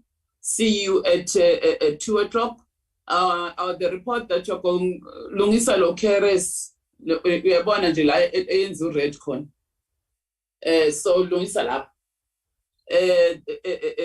At 2 o'clock, it doesn't need any declaration. It's only Honorable Boni will present the report on behalf of the committee. I think it's, I don't know, Masiko, have you verified it's 2 minutes or it's 5 minutes?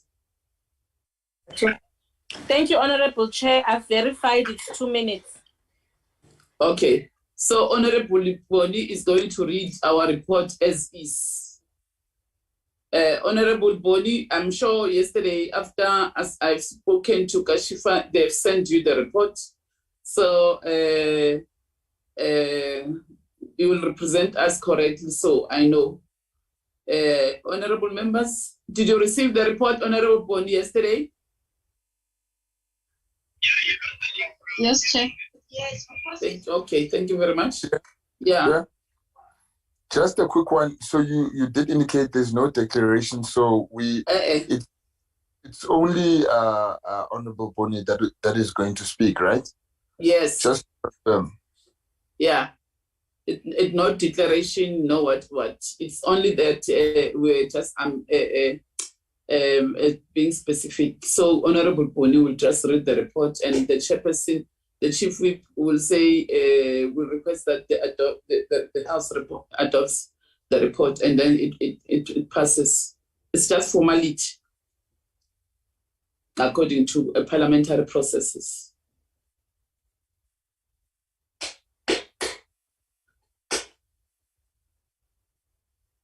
So,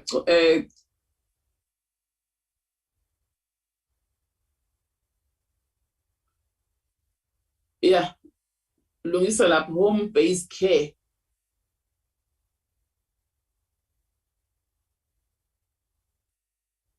I think we have come to the end of the meeting, honorable members. Thank you very much. The meeting is adjourned. Thank you, Chair. Thank you.